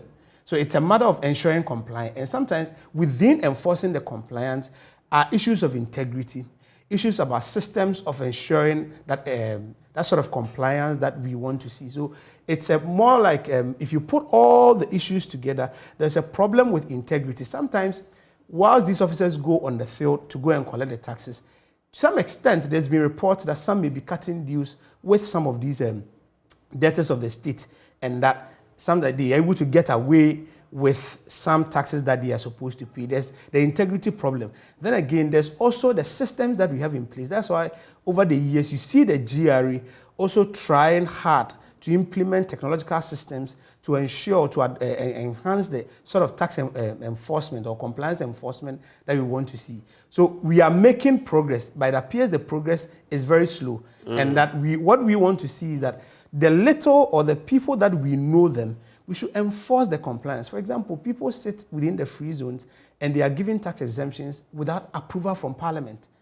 And sometimes, even when the GRE goes after them, there are delays. And one other delays that we've also seen is that sometimes within some of these tax irregularities are issues that are being either in courts or taxes that are being argued, or there are some administrative procedures that have been initiated but have not been completed. So we can't say that those taxes have been collected. So there's a whole set of problems contributing to a myriad set of issues contributing to the tax irregularities we are seeing. But the main drivers are unaccounted for, outstanding taxes we are not collecting. In fact, I think in the 2018 Public Accounts Committee report, the GRA even mentioned some companies that they owe the state, but they can't find them. So people can owe taxes, shut down these businesses, register new businesses with different names, running the same sort of activities, and you can't even find them. So there's also that sort of bad behavior on the part of businesses who are not complying with the tax. But should that even be possible? You know, those point again to the loopholes. The loopholes in the compliance. Because I was reading just today in the Daily Graphic about the whole getting the tin feeding into the Ghana card bill, because some people actually register multiple tins, and you can have them for different aspects of business. And so they would use this tin 1 for this reason because it suits them, and tin 3 for all of that. But it shouldn't even have been possible to do that. Those are kind of the fragilities within, or the weaknesses within the enforcement measures that we are, we are implementing. So it's about time. That's why now they are using the Ghana card number as your tin. What they are trying to do is to streamline and address all of these issues where one person or one institution can have multiple tins, because that's where the leakage is. So if someone will be operating with this tin, but may not be paying the tax on that, and jump onto a different tin number and will be doing reporting with that, and it makes the reconciliation very tough. So let's acknowledge that the GRA is doing their best. Controlling Accountant General is doing their best. But if we don't enhance the enforcement right from the government institutional level, it will be very difficult for us to now get into the informal sector where the compliance culture is even very poor.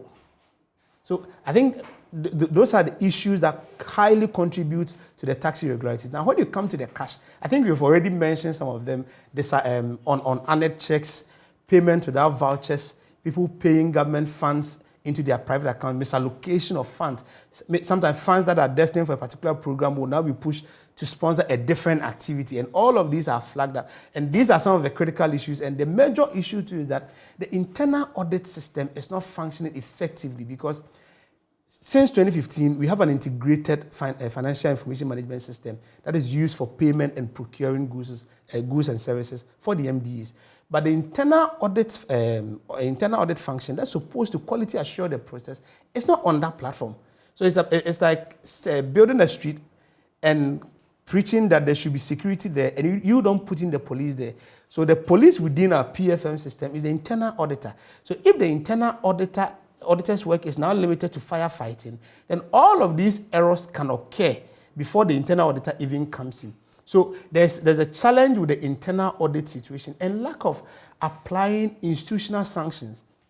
The entity heads are not helping, because as a head of entity, you have a responsibility to ensure that the spending officers within your ministry, your department or agency, comply with the PFM rules. So if consistently people are abusing the PFM laws and you are failing to apply the institutional sanctions, then you are also part of the You are problem. complicit. Yes, you are because part you are the supervisory agency. Yes, and there are times where we cite reports where they are part or they are in arrangement or they agree with some of these spending officers to engage in the misallocation of funds. They are part of even the use of funds for inappropriate activities. So they, as a head of entities, should start helping the government, because at the implementation level, the Ministry of Finance may not be there. Right. But the head of entity must ensure, because you are the chief, or let me say, you lead the team in terms of even procurement and everything, to ensure the PFM rules are applied. Because we are not doing that, people are not deterred. And as you rightly said, they are also complicit, or like they are complicit in the whole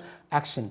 And for me, the greatest challenge is how do we make the internal audit function very effective? Now, there's a bill to make them even a service agency to be very independent and bring all the internal auditors together. At the moment, some are managed by the local government, some are managed by Csir, some also under the internal audit agency. Right. With the new bill, like the SOEs and yes, Csir. So Right. when we bring all of them together, we'll be able to streamline their functions and they'll get some level of independence in their work.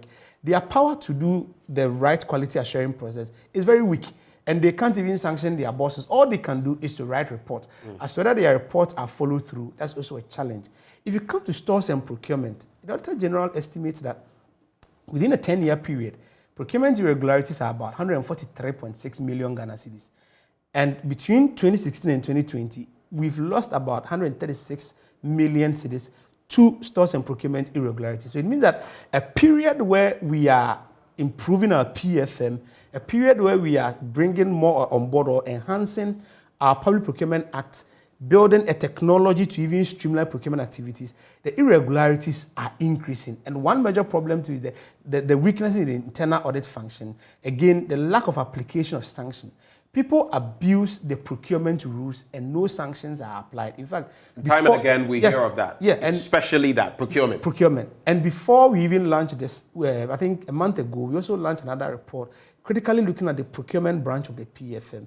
And 9 out of 10 cases of procurement irregularities is clear abuse of the law, and there are no sanctions being applied. Within the period, 2015 to 2020? Yeah, and the procurement work we did was between 2010 and 2020. 2010 and 2020. And let me say the composite procurement irregularities for MDAs was about 143 million. In the case of public boards and corporation, it was about 1.4 billion Ghana cedis. Irregularities. And if you look at the drivers of these irregularities, they are just clear people making procurement agreements without complying with the procurement law. For example, people are awarding single sourcing contracts without seeking approval from the PPE. People are awarding, so people are... And there are processes to follow, just for the sake of those watching us. There are processes to follow. For you to award, if you're going to single source, there are processes to follow. You have to get approval from the PPE. In fact, in the case of, I think, Ghana Maritime... Did you say the PPA? Yeah, the PPA. We all know that the PPA itself but I think at the moment, yes, but we procurement problems. Let me leave it at that. Yeah, I think, but beyond that, that is another quality assurance process that the single sourcing that we are doing are not abused, because over the period, the contracts that we're able to track of about 11 MDAs, we're able to identify that the composite financial value of procurement contract of the MDAs that we looked at was about 19 billion cedis. Out of that, 18 billion was procured through single sourcing. Meanwhile, if you come and check the methods that were used, largely open competitive tendering was a dominant method. But if you look at the financial value of contracts, you are likely to see that single sourcing method will be used for high financial value contract. That's why you are seeing that just 1 billion of the 19 went into open competitive So basically what you're saying is where you are seeing the open competitive tendering, the sums of money involved are minuscule. But when it comes to the single sourcing, so you may even have a lot of them being open tender. But the few ones that are single source are so high that it then impacts the general sum. Yeah, so what this points to is that this is intentional. To some extent, because the essence of using single sourcing and restricted tender is sometimes you have to play competitive within a market where there are few sellers. So if within your procurement spending, a chunk of just about 11 MDs, their procurement contract that we're able to track over 90% go through a non-competitive method. Because the idea behind the competitive tendering is to ensure that we bring the price down and there's some sort of competition. Within the single sourcing, there's no competition. So if that's where the chunk of the money is going, then it creates a lot of problem. And if you look at the Auditor General's report, over the 10 years, you see that anytime an irregularity has been identified, 6 out of 10 cases, the contract method that was used was either single sourcing or restricted tender. This is bonkers. I mean, what you're telling me. So that's where the abuse is happening. Right. For example, people spend about 1.1 million Ghana cedis using the wrong method. The law is clear on even thresholds and the method you can use. In the case of Ghana Maritime Authority, there's a time that with over, I think about 8 contracts, they spend almost 1.1 million. And consistently, the method they adopted was wrong.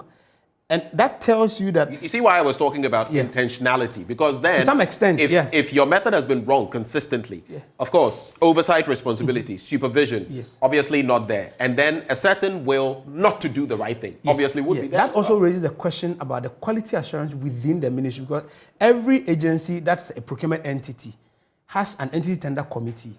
And if you look at the composition of the entity tender committees, there are about 9 people. If you take the case of MDs, out of the 9, almost 6, if you include the procurement officer, that's about 7 people, are government, maybe let's say government workers or people within the ministry, if you take out the Attorney General's representative on the ETC. So how do you expect the same agency to hold itself accountable? And that's the reason why our audit report implementation committees have not been effective. Because if you look at their composition, the people who the Auditor General have made very horrible reports of, and you expect them to implement the same reforms or recommendations, that will not happen. So at the entity level, we see that there's that breakdown in accountability that we can get. If you look at the ETCs, the independent people that are on the ETCs are just 2. How do they even hold the about 6 people accountable to ensure that the laws are followed? And if it's like you know the surprising thing, and the referee most of the time. So in other words, that is also a pointer to the fact that we don't want to do the right thing. To some extent. Because if you want a process that will ensure fiscal discipline. You can empanel definitely at least more people who are not within the operative, institutions. But if you have a lot of them from the operative institutions, and if they are engaging in the rot, who will go and sit there and sanction himself or herself? And or his I cannot agree more with you, because procurement involves a huge amount of money. And so you will need some sort of independent group quality assuring the process for you. But you build an ETC where the people spending the money are the ones trying to quality assure the process. And that's why we are not going forward with... And in most of the irregularities, you see that some of the contracts were approved by the ETC. Now, if you come down to issues related to rent, these are rent due the states that are not being paid. Payroll issues were critically other unearned salaries. That is, sometimes instances where people have been moved into a different institution, but their salaries are consistently being paid. There are instances where people who have retired and their salaries are being paid. People who are, who are even dead and their salaries are paid. And this issue of ghost names, payment of salaries that we can't even verify. So these are some of the issues that goes into the payroll, but these are just a smaller component of the irregularities. But if you look at what those monies could do for us, we need to start critically looking at, for me, we need to bring the conversation to the cash and tax irregularity, because over the period, and this is not new, if you look at our previous report, tax and cash irregularity combined averagely contribute over 80% of the total irregularities MDAs are incurring. And if year on year, MDAs are incurring about 2.3 billion between 2015 and 2020 averagely, it tells you that the PFM system is not really working to protect the public purse as we speak. I'll be coming back to you, but let me go via Zoom and have an engagement there with Professor Lord Mensah, lecturer at the University of Ghana Business School. Professor Mensah, very good morning to you, sir. Yeah, good morning, and good morning to our viewers. Right. So, I mean, we've already kickstarted the conversation. You look at our Constitution, Article 195, appointment of the Controller General and what that department is expected to do, Article 187, and what it also says about the other dynamics, especially in terms of punitive measures and in the performance of some of these agencies. But it appears nothing is working. Not disallowance, not surcharge, and the ministries, departments, and agencies are simply bleeding us. What is your initial reaction to this latest fiscal recklessness index? Yeah, I mean, for me, it is an index that it's long overdue. I mean, for a country to have such a benchmark measure to determine, you know, the way funds are used and the way funds are sourced. You know, very, very important because it seems like the government agencies, I mean, I think this was targeted towards MDAs. I think if they should, you know, extend it to other agencies, it's going to be worse off because clearly the attitude of, I mean, government business. So it's not my business. I'm just transiting in it. And as a result of that, whatever happens in terms of cash management, in terms of, you know, tax collection and all those, I'm not that bothered. That attitude has stayed with us all this while. And if in Csir, I should say that they said, and our bind does not exist. We need to understand that our bind is me and you. Effectively, for me, it's a good step in the right direction and come out, I mean, to indicate that the possible, you know, exigencies or the possible overloads when it comes to, you know, funds, is good because a country that is struggling with its revenue generation, these are some of the possible, I mean, leakages that if we have an index of that sort and we are able to, you know, block these leakages, I should be able to enhance our revenue collection. But then there's that culture, like I said earlier, of government business being no man's business with us. As a result of that, affecting the way we even manage cash, you know, when it comes to government business and the way we, I mean, target revenue and then possibly on the grounds revenue collection when it comes to government business. So to me, it's a step in the right direction. But the surprising thing is that the ministries that were, you know, were performing badly when it comes to this index, like the Ministry of Finance, the Ministry of Health, and I mean, Roads and Highways are very, very sensitive ministries. And if they are topping this index as fiscal recklessness index, then it calls to question because just how shocking, Prof, is it for you? Because like you rightly mentioned, elsewhere, these are, I mean, they are critical. And these are the ones that in most jurisdictions you would find being the most fiscally disciplined. In our case, it's the reverse. Just how bad is it? Yeah, if you look at it carefully, because most of the time, some of this, I mean, recklessness spending has to do with your understanding of finance and possibly delay in payments of cash and all those are part of the losses that we may consider. I mean, if you look at the methods that were applied in this index formation, clearly we associate that to financial literacy. Because, I mean, when you delay in funds payment, when you delay in sourcing for funds, it has its own impact. But that delay, which we normally call float, normally we consider the alternative use of the funds if it was to come early.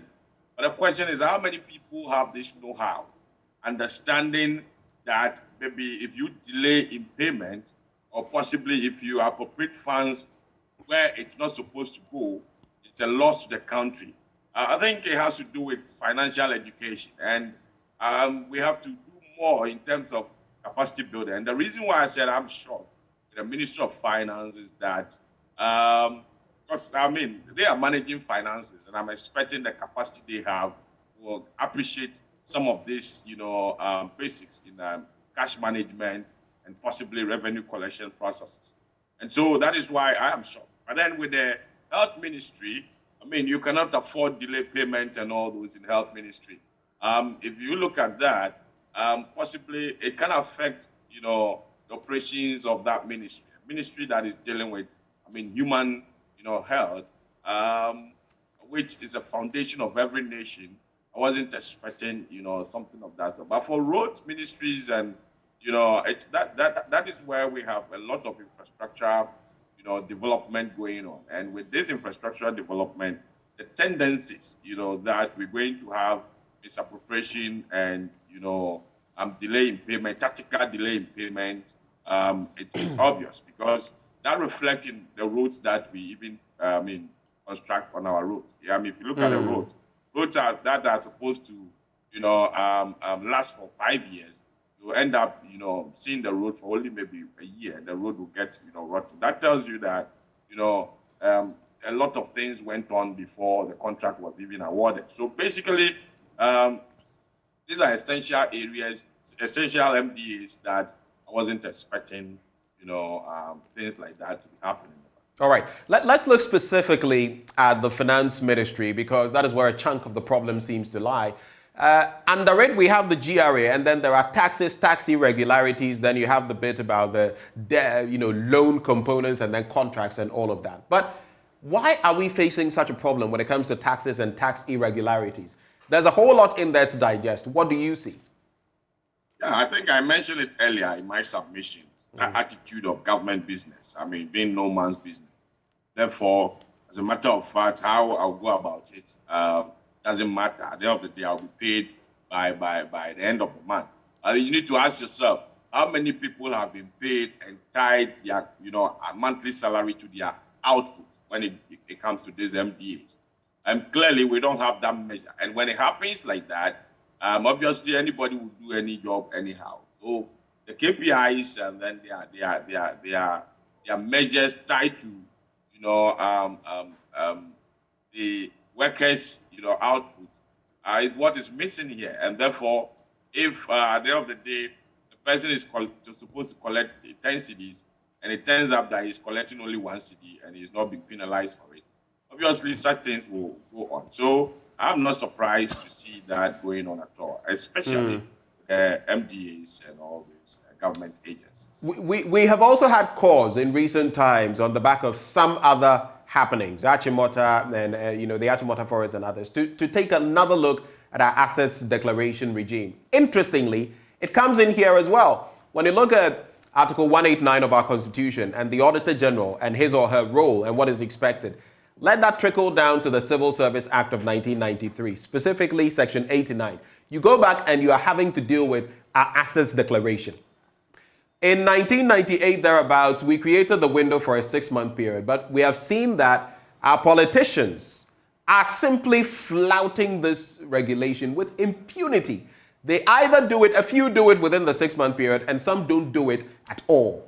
We don't know what rests with the Auditor General in terms of what declarations they make, whether it's a blank sheet of paper or whatever. We do not know. This, also per the report, is a major problem. What do we do, Prof?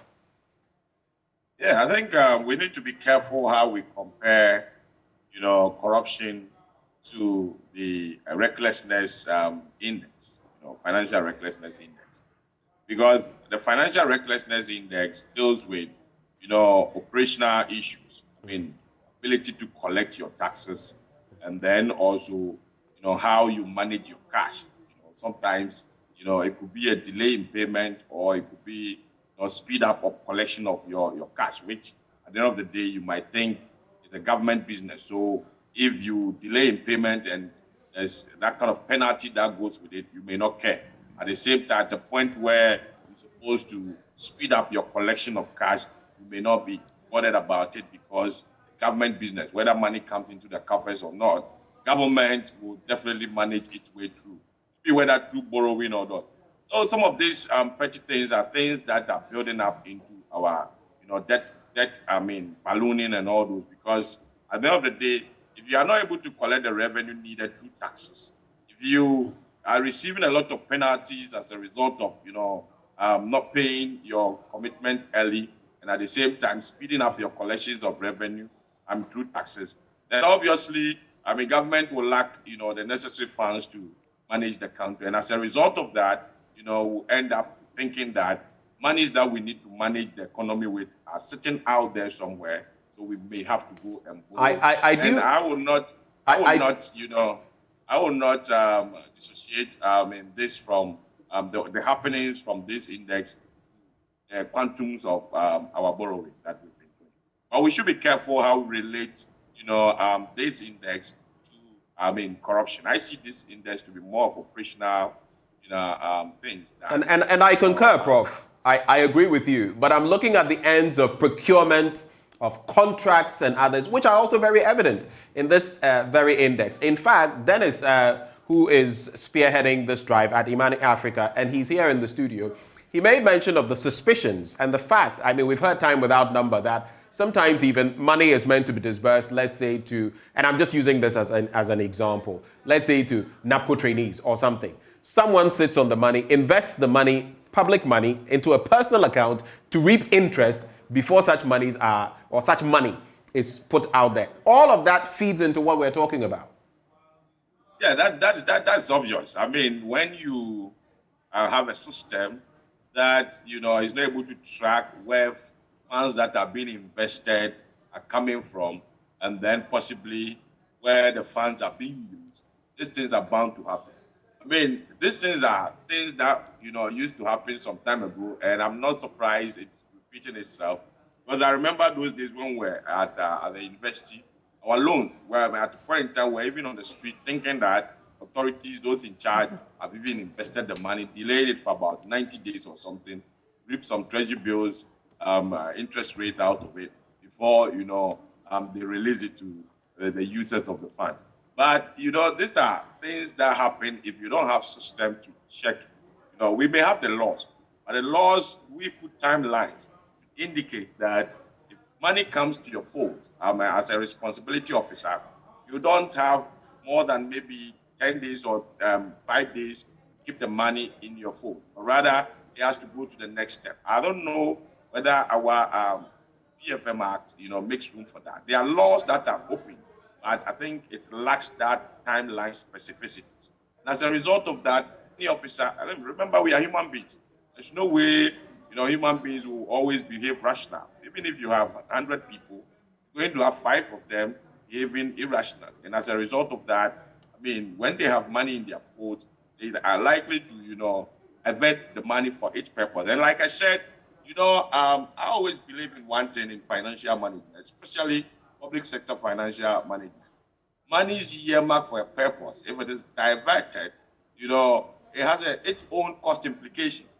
But how many people will understand this? Because he thinks, okay, fine, if I keep the money, within maybe 30 days, I can get some interest on it. But the cost that you are creating as a result of discouraging this NAPCO trainees and all those, you may never know. So effectively, we need some capacity building in that regard. The laws were made, did we build up capacity to ensure that some of the possible implications on the economy, would it be realized? Because if you deny NAPCO trainees of their payment, obviously they go to work and they'll be sitting idle. The zeal to work will not be there. So my understanding is that I think some of these things, it's about understanding the financial, know-how. They need to build up some financial literacy capacity. And some would think, financial literacy is knowing how to invest and all that. But there are other things that you need to know up to a certain level. And especially those working with this Ministry of Finance, Health, and MDAs, they must know the public sector especially. All right. Right before I come back into the studio, because Dennis is here and he'll be walking us through the recommendations that Imani Africa has come, to arrived at that we should be looking forward to. But I'd like to find out from you, on the basis of having read this document, on the basis of all that we are discussing here, how do we ensure less fiscal recklessness, more fiscal efficiency and effectiveness, especially from an institution like the Finance Ministry that is becoming predominantly reckless? What would be your proposals, Prof? Yeah, you see, I'm yet to see in this country anybody that has, caused financial loss to the state. Because some of these things that are happening, cash irregularities, tax irregularities, and all those, as you've projected on your screens, are basically, a way of causing financial loss to the state. But, I mean, I'm yet to see whether the law, I mean, has grabbed somebody that the person is being penalized, I mean, for causing financial loss to the state through some of this recklessness. I'm yet to see that. So you're pointing to the lack of will and the lack of what also evinces itself in Auditor General's past and present. Maybe take out Daniel Yao Domelevo in terms of disallowing and surcharging. Yeah, the surcharging and all those, but the question is, was it made public? You see, if you want to deter people from certain practices in the financial space, it is important to let the people know what kind of punishment you meted out to those who caused the financial loss to the state. I mean, you may punish them by in silent, maybe you surcharge them, in the end they forfeit about 3 months of their salary. Who knows it? Nobody knows. So effectively, I mean, they will end up continuing what they are doing. But if you make it public, then the people get to know that, you know, exactly. Let me tell you, management. So naming and shaming is important then. That's what you're saying. Very, very key. Very, very key. Very, very key. Okay. Okay. Do stay with me in case you may have any concluding comments on this matter. Do stay with me so that you can also listen to Dennis Asari. And as we wrap the conversation, you would also have your final bite, Prof. But Dennis, so let's get to the recommendations. Now we know what this is. We know the components, what is feeding into this fiscal recklessness. We have a chart of the institutions involved. We have the ranking. Now the problem is how to solve this entire issue. What are the recommendations of Imani? So I think I'll pick up directly from where Prof left is the enforcement of sanctions. I mean, that's the only way to deter people. We've seen people come to the Public Accounts Committee, and that was a sort of a naming and shaming system, but it's not working effectively because when the committee writes a report, who is even following through? Then again, we need to start looking at how the judicial system we have established to prosecute some of these issues to kind of reformed to ensure some speedy prosecution of some of these cases, because in the Financial Administration Act 2003, we made provision to establish a Financial Administration Court that would solely look at the Auditor General's report and its outcomes. That court was not established. However, the Financial and Economic Court within the High Court section has also the mandate to look at some of these issues. But the will and the commitment of the Attorney General's office to do those prosecutions is what is lacking. And that can be as a result of the fact that the Attorney General's office may be, they're overwhelmed with work. And so sometimes coming down to issues related to Auditor General's report may not be of top priority to them. But because they play a key role in our PFM system by ensuring that sanctions are applied, if they fail to do that, then they are building that culture of tolerance for these irregularities. I guess also part of the problem would be that our Attorney Generals, and it's not just restricted to this regime, they are politically tied. I mean, they are political appointees, so to speak. And so it becomes problematic. That is why some people have said that that should be detached so that the legal system can deal with whatever issues arise from these MDAs and more dispassionately. Yes, and I mean, beyond that, if there are also delays in some of these sanctions being applied, sometimes it kind of, the extent of deterrent you want to see is not there. And as Prof rightly said, if you sanction people in the quiet or within their own offices, who sees it? Who is that one, that action deterrent? So we need to find a way to streamline the work of our court system to enhance the prosecution. Then again, look at how we can build a system either within the Attorney General's office that will be focused on only the outcome of the Auditor General's report. Now we have the Office of the OSP.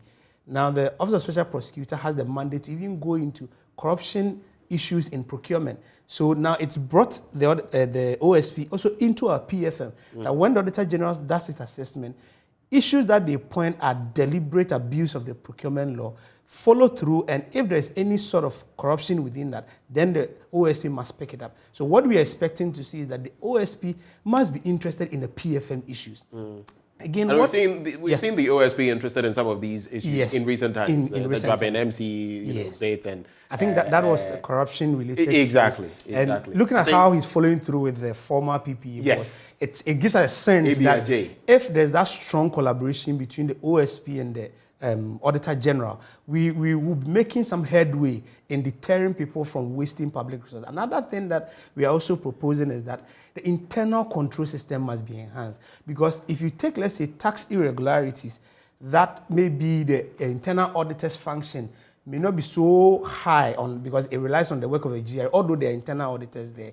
But if you come to the other MDs, issues related to contracts, procurement, rent, payroll, cash management, if there's an internal auditor who is giving more power and control, these things can be avoided before the external auditor comes in. And they always say that before the external auditor come and see, the internal auditor has already seen it, just that it's not being complied with.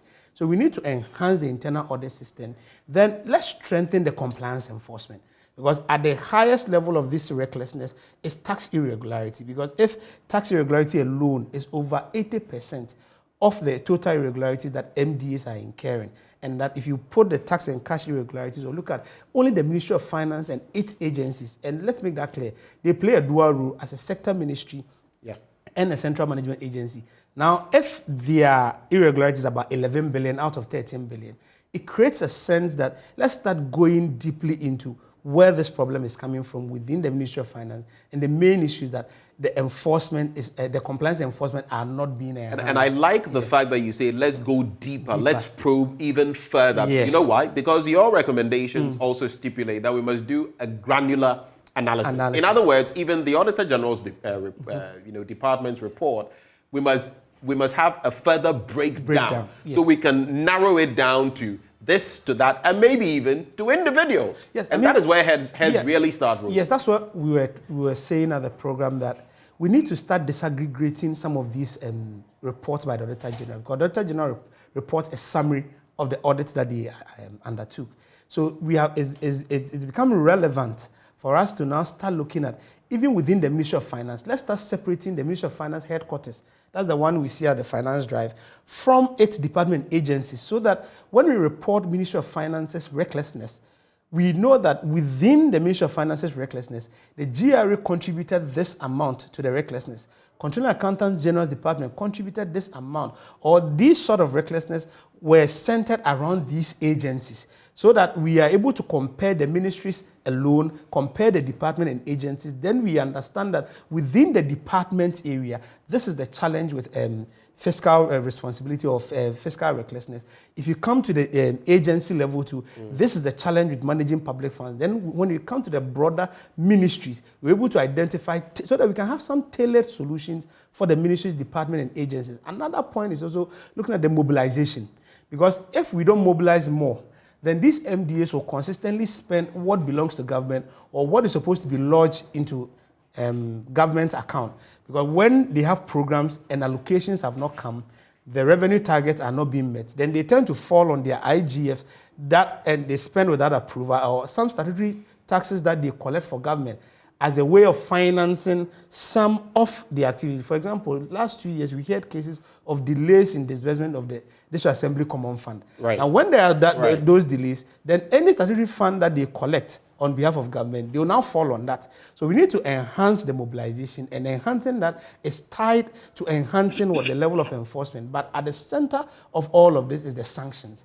Let's apply the sanctions at the higher level, that's at the court level or that Attorney General's level. But when we bring it down to even the institutional level, heads of institution must feel a sense of commitment and responsibility in our PFM. Okay. I'll come back to you for your summary comments, maybe in about a minute. But I'll give that option to Professor Mensah first. Professor Mensah, are you still with us? Yes, I am. Okay. So I would like you to give your summary comments, but take off from where Mr. Asare left off. Sanctions.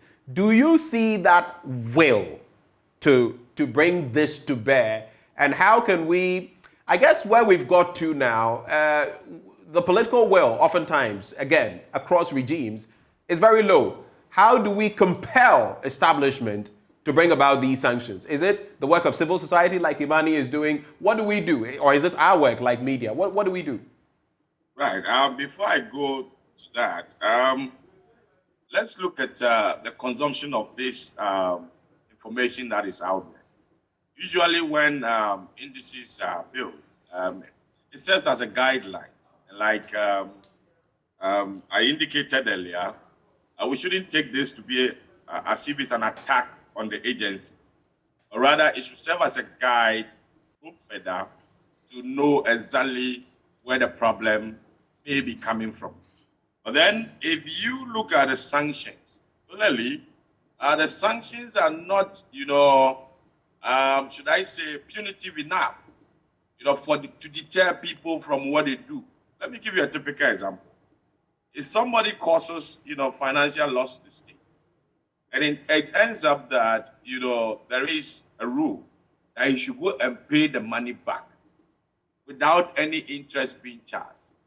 Do you think that would be enough to deter other people from doing this? I don't think so. So it boils down to the judiciary sometimes understanding financial concept, getting to know that any money that is diverted, any money that is delayed in payment must attract interest.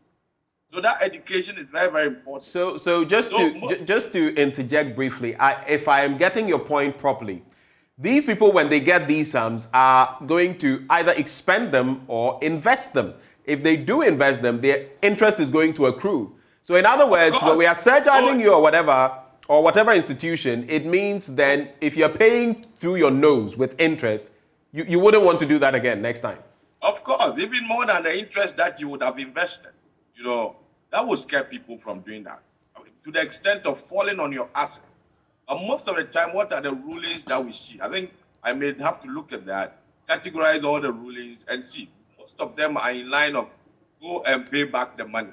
Go and pay back the money. That is all. And I don't see that to be scary enough, to deter people from practicing things like that. Because effectively, if I take the money and in the end I delay it and I can earn interest on it, and you ask me to pay back only the money without any interest, which is more than the investment, interest that I'm going to make. Obviously, I'll be tempted to do some kind of this recklessness that, the index, comes out. So for me, the sanctions are not that strong, that comes out. And I believe it's understanding of, financial concept by those who are handling some of these issues. And like I said earlier, we may have to look at how we can build capacity for some of these responsible officers. Professor Mensah, we are very grateful for your time with us this morning, and we wish you the best of the day, sir. Happy New Month to you. All right. That is Professor Lord Mensah, lecturer with the University of Ghana Business School. Your concluding comments, Dennis. Okay. Are you in agreement with Prof? I agree entirely. There's a bit stiffer penalties. Yes, stiffer penalties, capacity improvement. And I also believe that in terms of the sanctions, they are punitive, but it's about the application and consistency in the application. But just before I go to summarize, I would say that the Public Accounts Committee too must start exerting their influence and ensure that when they sit, after they make recommendations, they follow through to ensure that the recommendations are actually implemented. Else, we'll keep accumulating it, and the lag between submitting of the public accounts to Parliament must be corrected. Because if there's delays, currently they are now dealing with 2019-2020 issues. Right. So that means that people who are supposed to be punished like 2 years ago are still walking around the country freely. But I would say that we are at a critical point of our development, and such recklessness is greatly unacceptable. About 45.6% of our population are multidimensionally poor. Almost 2.2 million people who live in rural areas are facing extreme poverty. The pandemic is worsening the life of people, and we are constantly seeing declining welfare. So it is not right for ministries, departments, and agencies to engage in this level of profligacy and flagrant abuse of public financial management systems. If we are going to achieve the development goals either within the Ghana Beyond Aid or the Coordinated Program for Social and Economic Development, then it is very imperative for us to now start looking within and how we can be very financially disciplined in the use of public funds. Else we wouldn't really go anywhere. And we are encouraging everybody, civil society, the media, citizens, to take up this report and demand accountability. Because if we don't start demanding accountability and the system is worsened, the effect is on citizens' livelihood. Our livelihood to be worsened, quality of service delivery, we can't get it. And day in and day out, we will now have to go outside our public finances to go and borrow to finance projects. Meanwhile, the projects that we are financing, assuming we borrow to pay compensation, there are a lot of leakages within the system that could have paid that compensation. Assuming we borrow and use some to fund social interventions, There are a lot of money within the system that can be used to finance those assistance programs. So we have a lot within the system. Let's close all those loops before we start going out to look for alternative means to raise revenue. Thank you. Well, we look forward to more of these indexes because obviously it ruffles feathers. It gets people uncomfortable, hopefully, but we need them to be more uncomfortable so that they can be forced to do the right thing, as Prof has pointed out and as you have pointed out as well. But maybe right before you go, so what are you hoping on the back of this? Just some 30 seconds.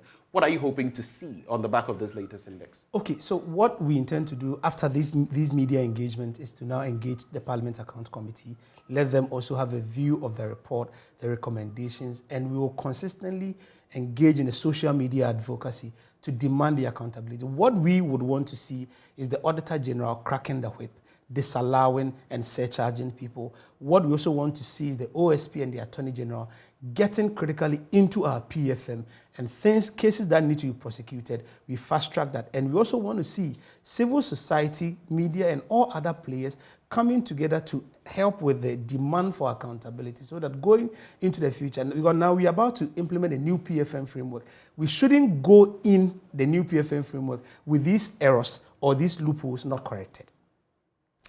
Thank you so much, Dennis. Thank you It's been rich this morning engaging with you.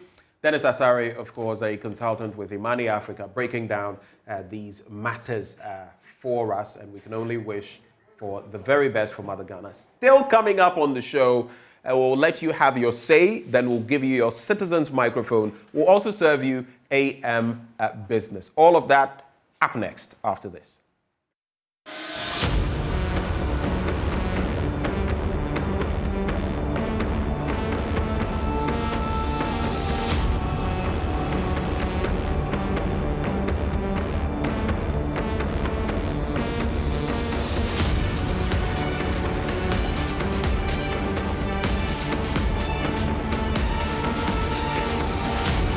Okie doke, so from fiscal recklessness, let's talk about, what can I call this?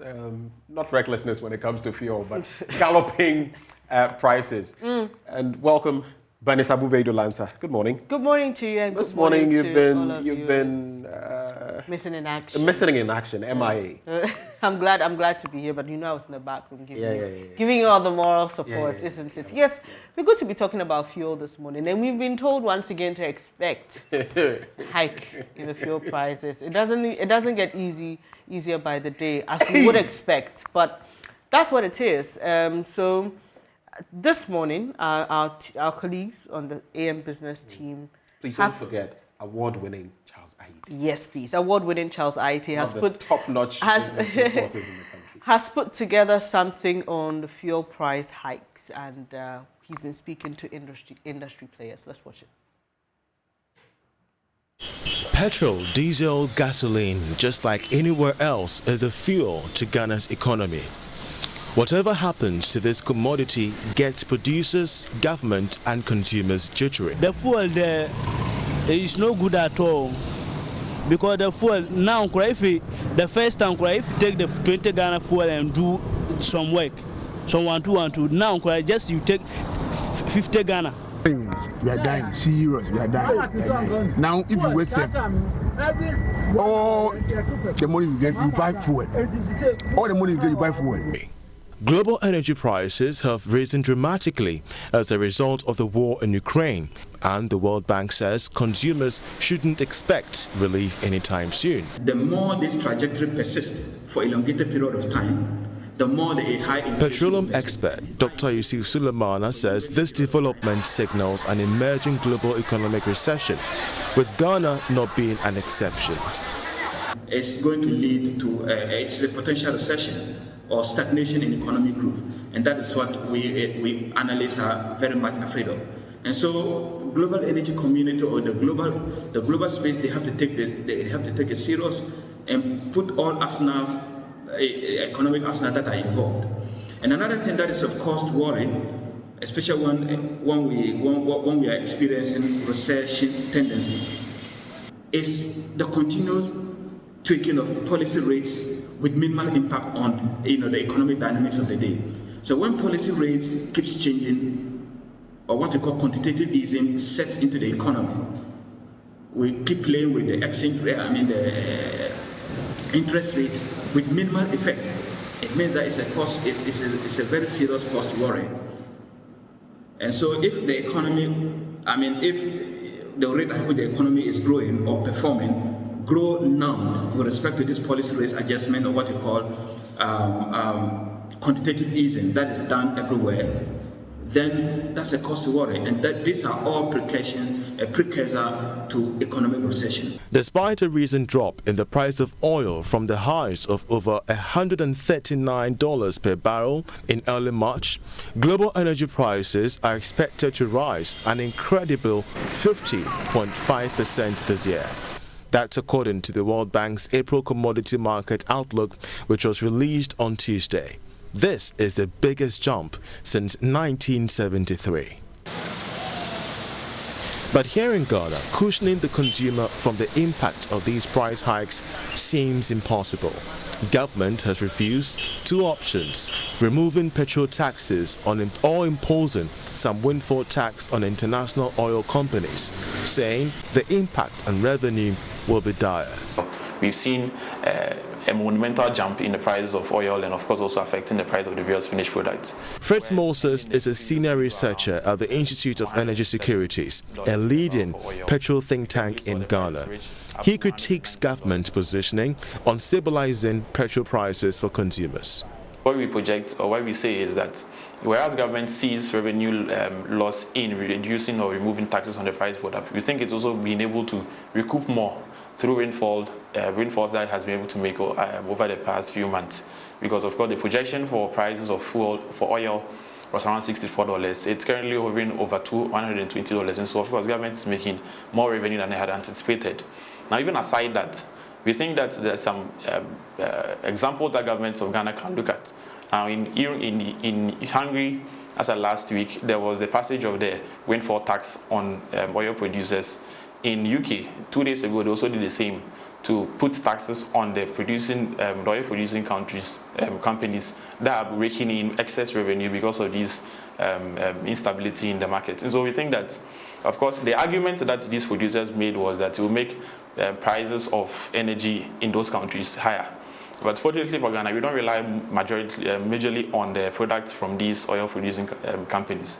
And so we can look at, government can start the conversations around how it can also impose something like a windfall taxes on these IOCs operating in Ghana, because at the end of the day, even if we are increasing taxes on them, it wouldn't affect us so much. Our energy makes so much because almost everything that we are using, all the fuels we are using in Ghana, is being imported into the country.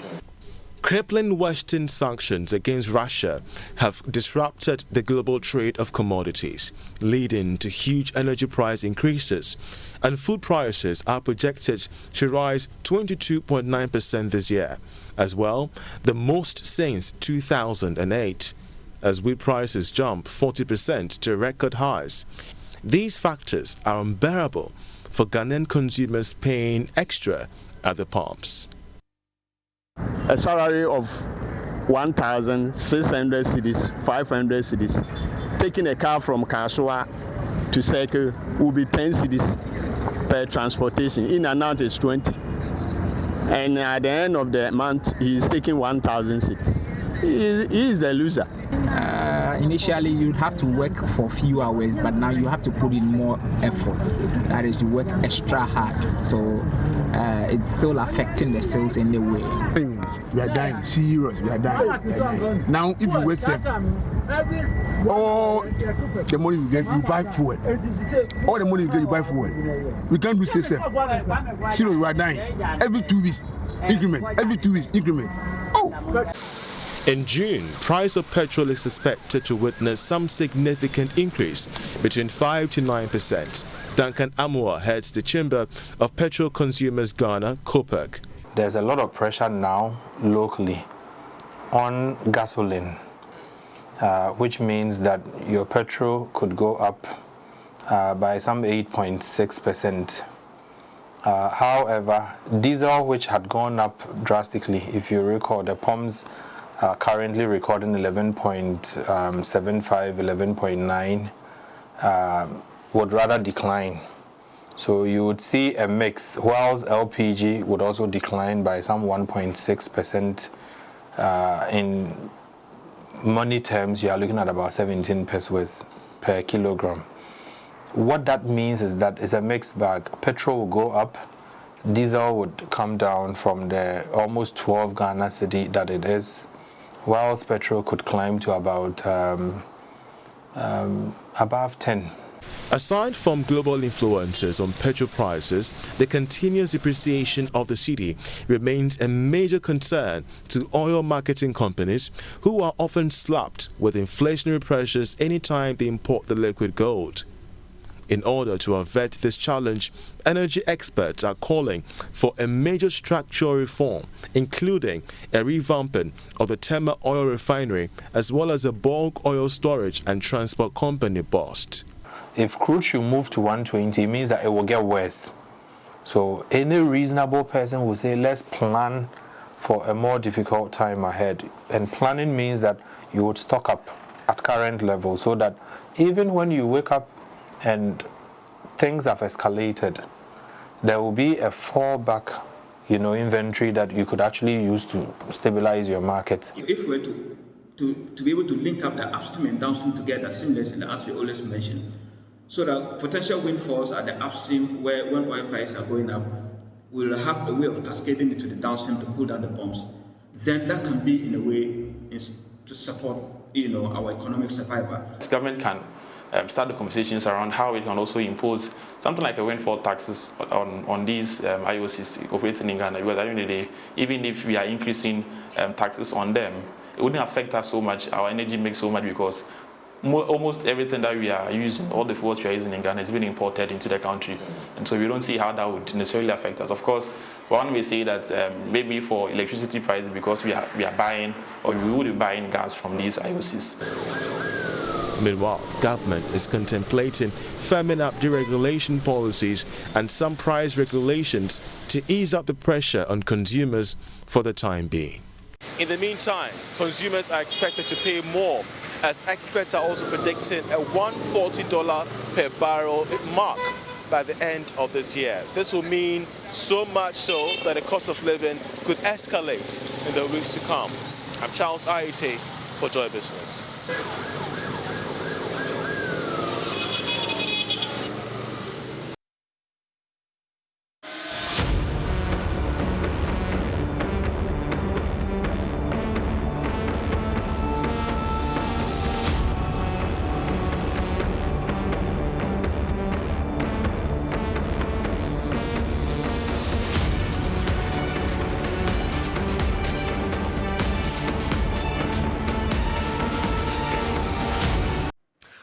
Welcome back on the AM show. We're still here, Bernice, and yes. We're now going to be talking right before we get into the social media comments and the calls. The Ghana Police Service is back. Yes, today is not done parade. Yeah, today is not done parade. At this time, it's the Accra Regional Police Command, and it's a release in response to a letter written to the Accra Regional Police Command for security for an intended demonstration. June 4th. Okay, on June 4th. It's actually a 3-day demonstration. So let me bring you some details from that statement. And it says, police statement on intended armed demonstration in Accra.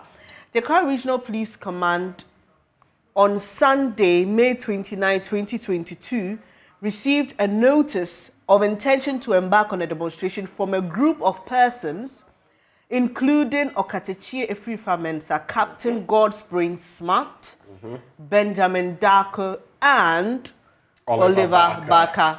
Vomawo.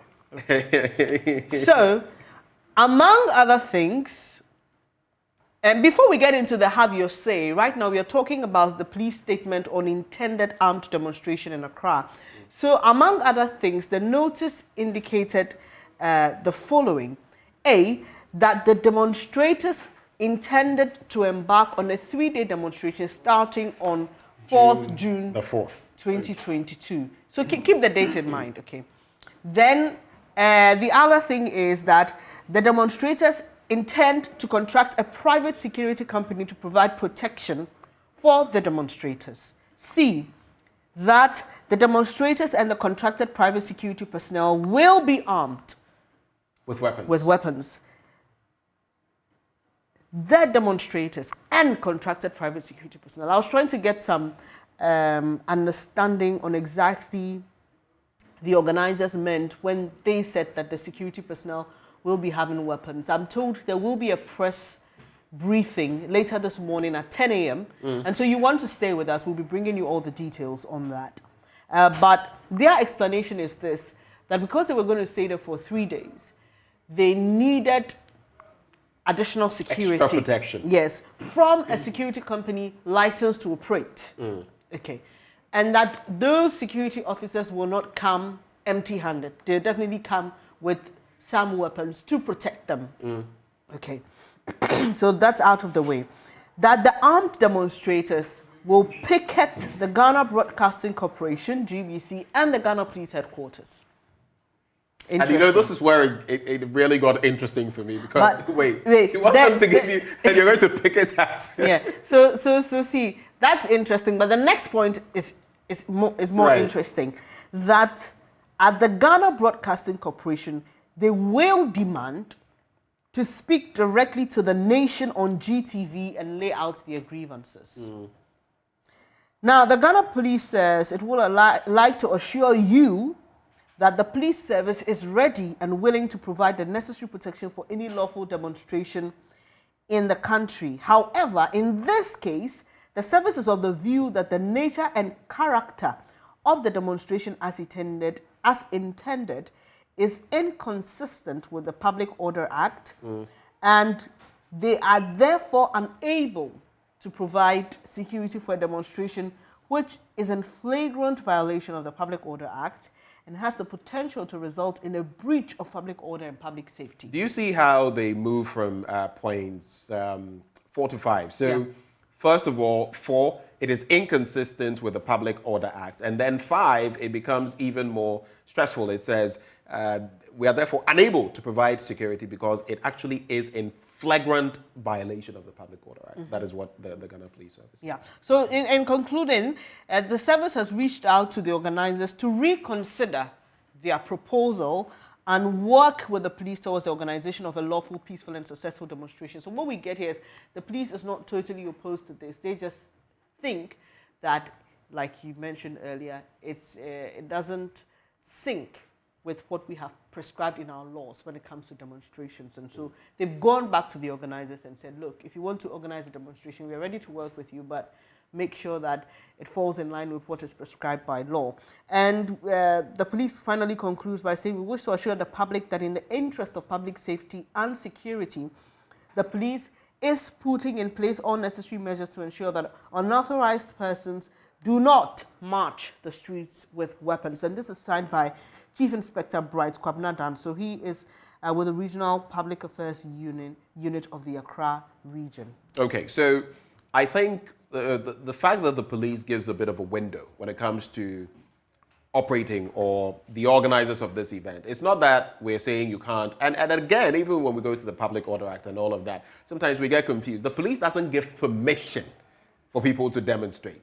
You must only inform them for the sake of security so that, I mean, you're going to use a certain route so that they are there to control traffic and also to give some assistance when needed. But it would be very interesting to find out how the organizers would react to this, how the organizers would react to this statement, whether they would come out with something different in terms of the approach they want to use. So it remains to be seen how they will react to this. Otherwise, per what the police is citing, per the Public Order Act, it would mean that the police would not be giving them the requisite assistance.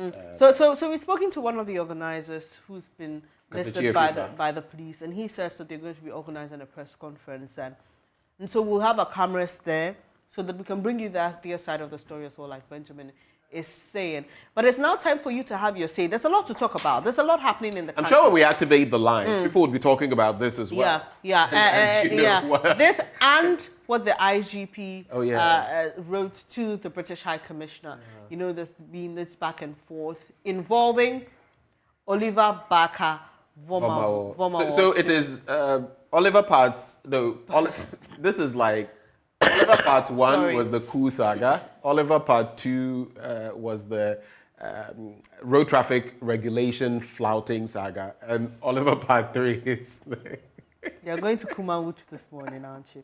So we'll be bringing you all the details. So we'll be opening the phone line shortly.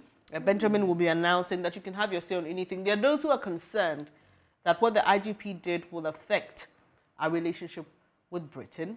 And there are those who applaud the IGP. They say, look, it's about time we put our foot firm on the ground and let, you know, as the IGP himself put it, our colonial masters know that this is where the line ends. We ought to stop when it using comes to those terms, though, because colonial masters is colonizers, maybe.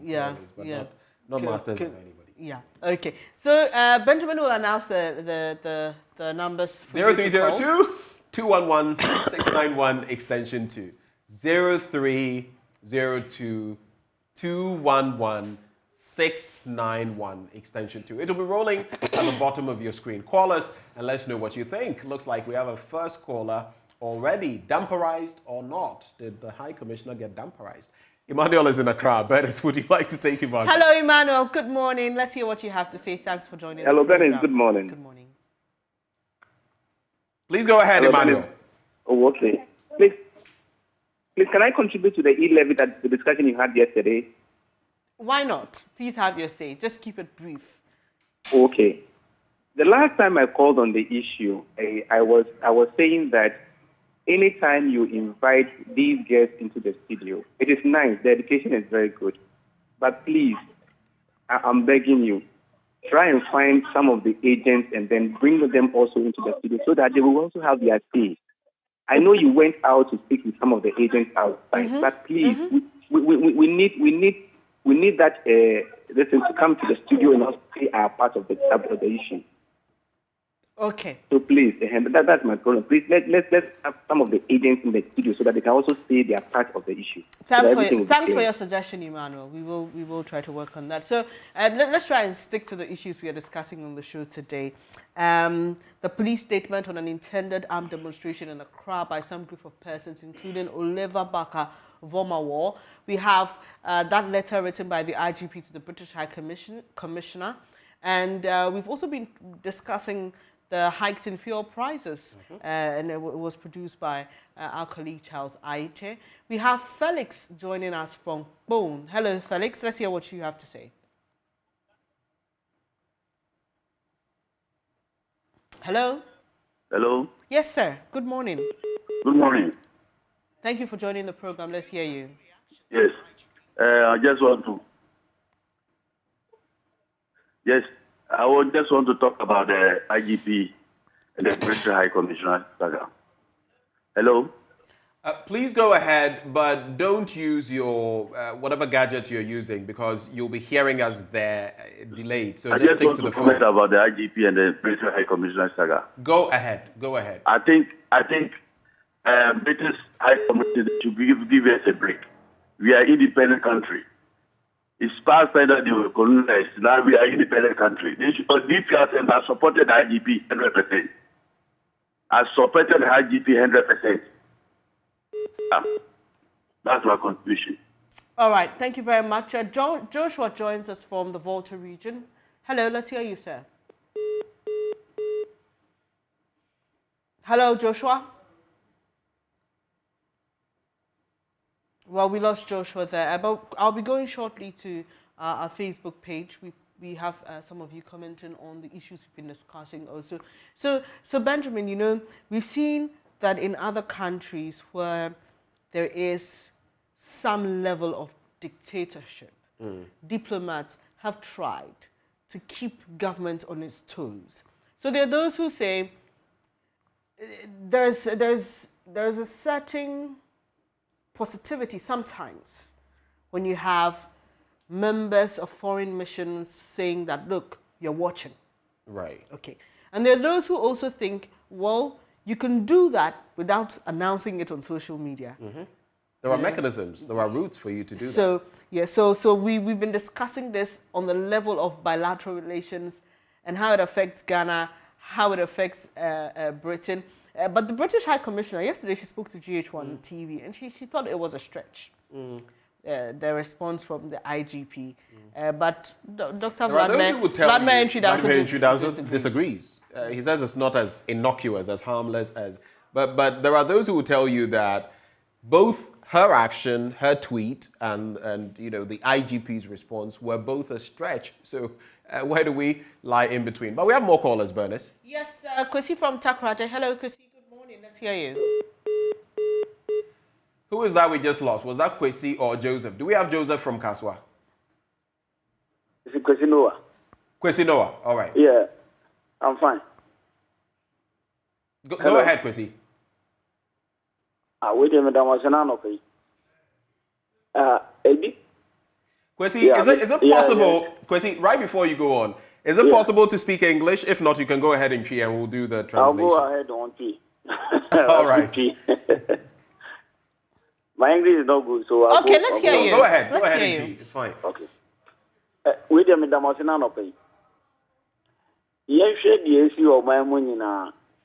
Sabi the mommy can, you know. Me can say also watch renagin. And I'm also watch renagin.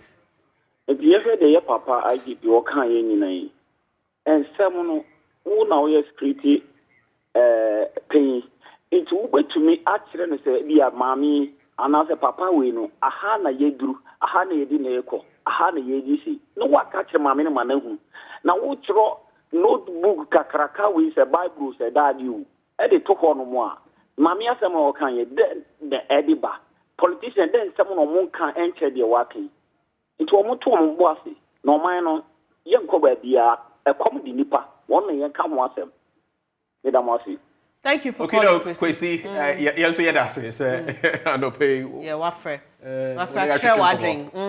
So this is what Kwesi is saying.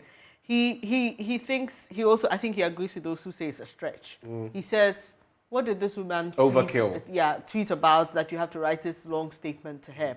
He thinks that there are politicians who are making worse statements who should be addressed. Right. And that is the bread and butter issues for many people in Ghana, and that, you know, where are we taking all of this? So for him, it's an overkill.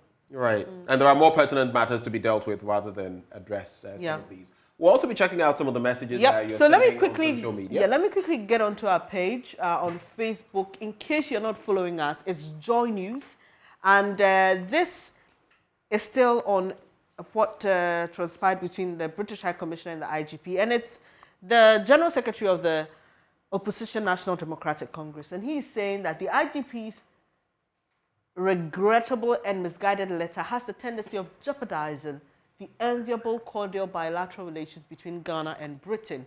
I don't know what you make of this, but we'll take some of the comments under this particular post on our Facebook page. So, Snowboat's okay. He thinks that the IGP doesn't want to be criticized. And Kofi Otredako says, instead of saying regrettable, how about you answer all the questions the IGP asked her? Okay, he says not everything is about the NDC or the NPP. And Francis Tremantin says, because of foreign support, you don't want to speak the truth. A country where opposition takes advantage of trivial issues to breed their popularity tells you the mindset of the leaders we have in this country. And he says, hashtag Ghana Abre, to which Ghana is tired. Daliki says he's shocked. I don't think the IGP did that. This letter contains the tone of arrogant and tyrant president. So, Benjamin, this is not the first comment I'm seeing on social media about who really wrote the letter. I've seen so many things about who many theories was behind it. Names we cannot mention, but so we have some forensic experts on social media who are pulling. Who are saying, you know what? When you look at the lines and the expressions, it could be this person. That's a messy. I don't want to mention any names, but he's not the first person who is speculating this. So Saeed says this nonsense must stop. When has Ghana become the annex of Britain?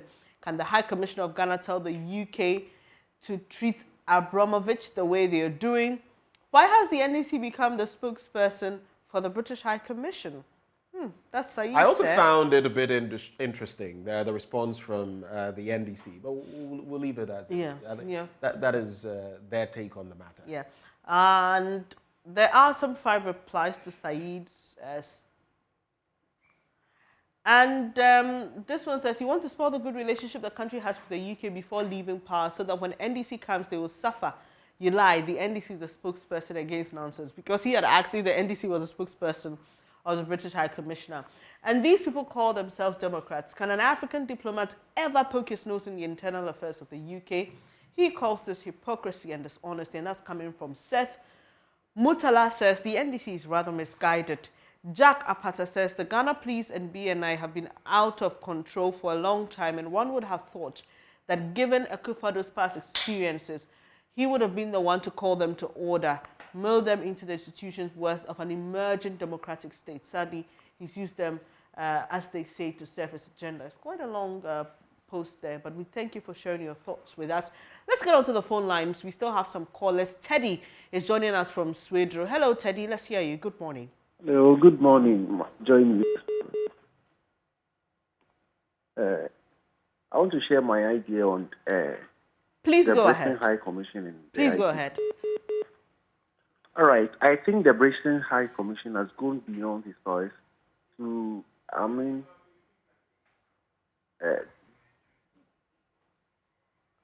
think the Britain High Commission has used excess power. That's not the way to talk to, even when somebody has rearrested. In this country, when we are in this country where the MPs and high authorities cross the rules of offences, come across the rules of offences, and the police arrest them. And the Britain High Commission did not see that, comment on that. But see, where this Oliver Twist also call Oliver Barker, former was his name. Yeah. He crossed the red light and police arrest. You are commenting about that, which is wrong. Okay. If that thing, if you want to comment about that thing, you have to use it through the Ministry of Foreign Affairs so that they can express their destiny to the IGP, not you. Okay. Thank you for calling. I think it's very bad. Okay. It's very bad. You should mind his speech. We appreciate your comments. Mike is joining us from Swedro. Hello, Mike. Hello. Good morning. Good morning. Let's hear you, please. Please. This is... Mike, can you please speak up? Hello? Yes. Can you please speak up a bit? Yeah. I'm saying that we, the Ghanaians, especially, are not happy. I said, we, the Ghanaian youth, we are not that happy with regard to the way the economy is being managed. We want to sound a word of caution to our leaders that if the story of oil, the animal farm, is the same thing they are practicing in Ghana, a time will come that the anger of the youth can never be contained. We are saying we are not happy the way they are managing the economy.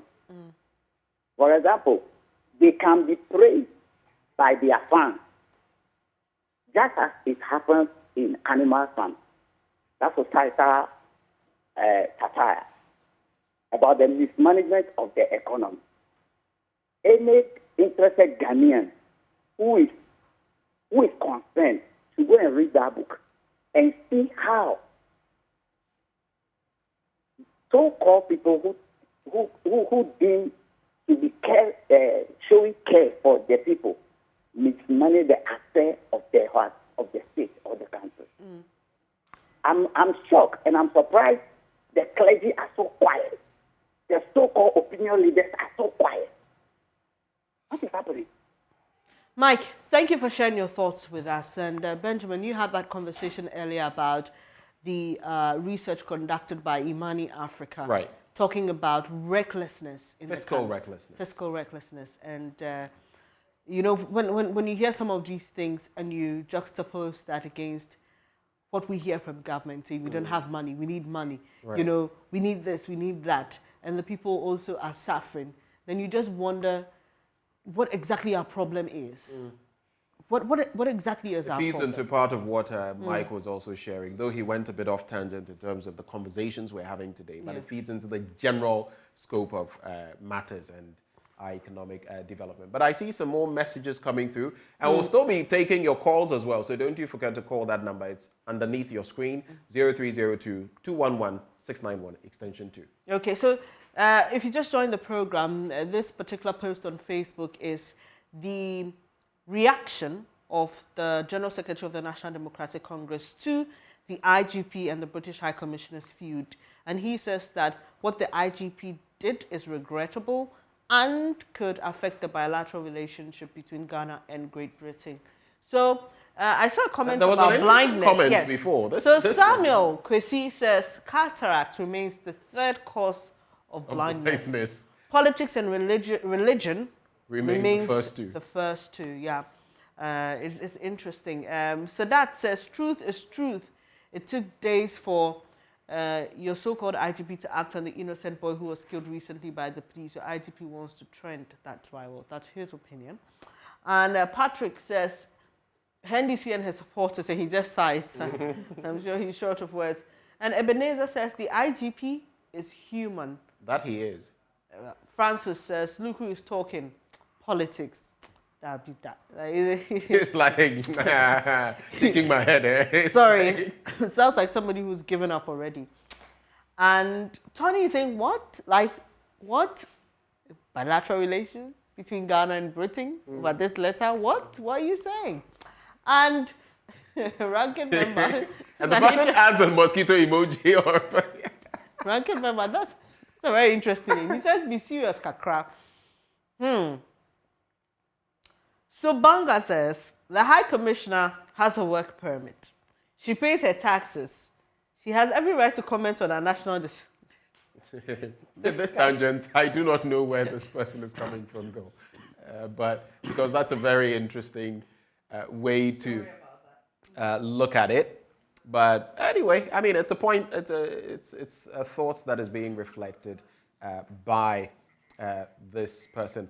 Let's pick Mohammed from Kumasi now. Hello, Mohammed. Do we have Mohammed on the line? Yes, please. Yes, please. All right. Go ahead with your thoughts, Mohammed. My name is Mohammed from Kumasi. I just want to contribute to this morning's program. Please go ahead. Don't listen to me on the TV. Just listen to me on the phone. Go ahead. I think the IGP should give us a break. Okay.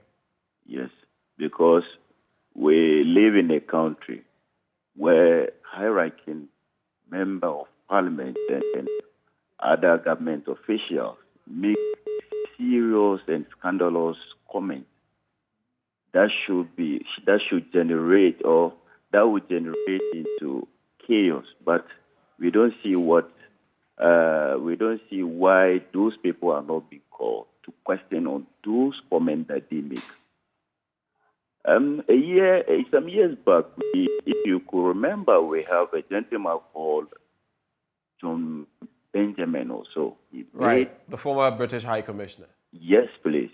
He made several comments about the sitting president and other officials. We didn't see that one as a national security threat or anything of that kind. The IGP was still in Ghana Police Service. What did he do about it? I think what can be said, I'll allow you to go on, but I think what can be said was it wasn't this IGP. It wasn't Dampare. It was, I mean, different leaders, different strokes for different folks, yeah? He was in Ghana Police Service. He could have do something, or... He wasn't the IGP? Yeah, he wasn't IGP also, but he was in the Ghana Police Service. What was he doing at the... Right. So, these leaders should give us a break. We are thinking of what to eat today, and we don't want any distraction from these leaders. So thank you. Thank you. Good morning for this. Thank you, Mohammed, for calling from Kumasi. We're grateful that you shared your thoughts. So that is what Mohammed has to say. He says, again, reflecting what I believe Mike and some others have said, we want to focus on the bread and butter issues, not these, really. they feel they are harmless. Yeah. And Benjamin, I'll take a few more comments, but for purposes of putting this conversation in context, it appears a lot of people know what the IGP has said, but they do not know what he's responding to. So let's quickly look for that, so that we can just read that and get the context. So we have Ali from mile 7. Hello, Ali. Thank you for holding on. Good morning. Let's hear you. Sorry, we lost Ali from mile 7. Dennis, you're joining us from Accra. Good morning. Let's hear you, please. Hello. We can hear you, Dennis. Yes. Yes, let's hear you. Dennis, please just go ahead with your thoughts. We are listening. I wish to look at this scenario on two angles. The fact is, Oliver is claimed to be schooling at the Cambridge University as a postgraduate student. Now, the point is, wouldn't the university be interested in the happenings around Oliver? Mm-hmm. And if they want to express their interest, wouldn't they be expressing their interest through the British High Commissioner? And so if the lady tweets on an issue where Oliver was arrested based on a traffic offense, wouldn't she be doing the right thing? I think the concentration should even be whether he was really arrested based on a motor traffic offense or something else. Now, nobody's talking about what has happened over a traffic offense that he has committed. They are rather talking about a case that he has in court. So I think that we should have a second look at the reason why he was arrested and the information that are coming up. Okay. Thank you. Thank you very much for your thoughts. Benjamin, Dennis brings in a very interesting angle. So, I think an angle that has been addressed, because the IGP does mention that it was for a road, and that is a conversation that has come up. Was it really for road traffic? But the fact that the fact that he's working at the Cambridge University, and earlier when he was arrested for his alleged coup comments, we saw that letter or release from the Cambridge University saying that they were keeping a keen interest on that particular case. Right. And they were following. So for Dennis, if we look at it through that perspective, through that lens, then it may not be entirely wrong for the But British there's another High side to the conversation, Commissioner and just to play, devil's advocate in a way. But if Cambridge University could do that initially on the back of their student, PhD candidate, they could have done same again without routing it through the High Commissioner. Plus, there were mechanisms she could have also followed using the Ministry of Foreign Affairs. We have Kojo from Tesano. Hello, Kojo. Let's hear you too. Yes. Good morning. Good morning. Just as the previous caller said, I think we are just jumping again. What was the offense the guy committed? For whoever is writing these letters, for me, we should look at the offense. If the IGP came in, he stopped big people in the society for causing traffic offenses or jamming traffic.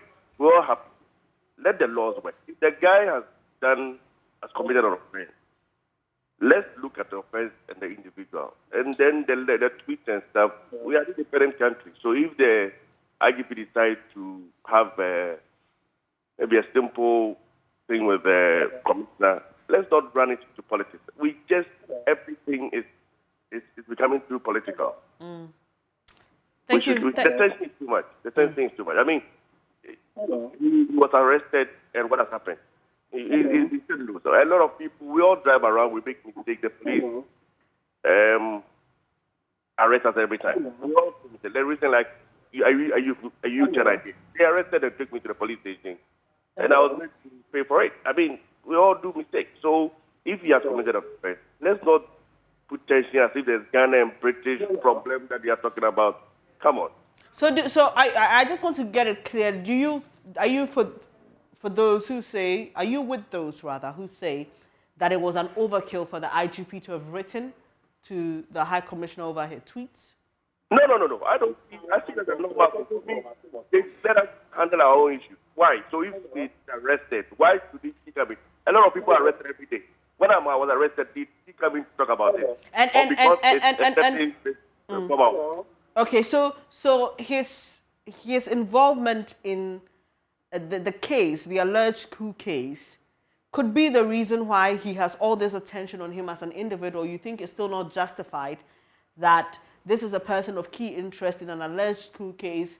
We are watching that. He's also been arrested. We want to keep an eye on that. The question again. I'm just saying that you made a statement that a lot of people are arrested every day, and I'm saying that couldn't the personality involved be the reason for which the British High Commissioner tweeted what she did? But why should it be the person involved with a crime committed? He has committed an offense, a traffic offense. Let's stay to that. It's not about personality. Our laws are not about personality. We drive around. Sometimes the policeman will stop you for A or B offense. We all go through it. Let's stick to the law, not the personalities involved. I don't look at personality. All right, so we will pick Dompre, who is calling us from Akimota. Hello, Dompre. Let's hear you, please. Hello, do we still have Dompre on? Too bad we lost Dompre. So, Benjamin, it appears that we still have divided opinions on this feud between the IGP and the British High Commissioner on what exactly was said and how it was handled. So we have. Let me take my seat. And I've gone to her page. We'll project that as well, but you might as well just look at what she says, and there you have it on your screens. So it says Oliver Barker, Vomawa, convener of Fix the Country movement, arrested again. I understand for a motoring offense on his way to court. I'll be interested to see where this goes. So she does admit that she knows the offense for which he was arrested, but he was on his way to court. Does it make a difference? That's the question. Well, does it make any difference? So she expresses interest. She says, I'll be interested to see where this goes. But Benjamin, we know what happened when Oliver was arrested the first time. There were issues about access to his lawyers and whether due process was being followed. Bail conditions. And all that. So when you look at it on that angle as well, it's almost like there's something that is not sitting right with a lot of people when it comes to how the police is handling him and his alleged coup case.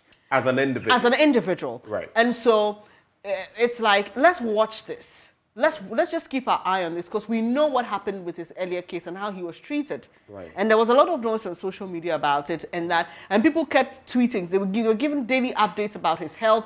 He even went on a hunger strike, and all that. So the concern then would be that, yes, we have a precedent and so we're keeping an eye or we're keeping tabs on this situation. But others would also say, but hey, the first instance and the second are very different. In fact, like the IGP pointed out, this is a motoring offense for which you and I could easily be accosted anywhere and be fined as per the law. And that on the specific day, other people, not just this individual, went through the same process.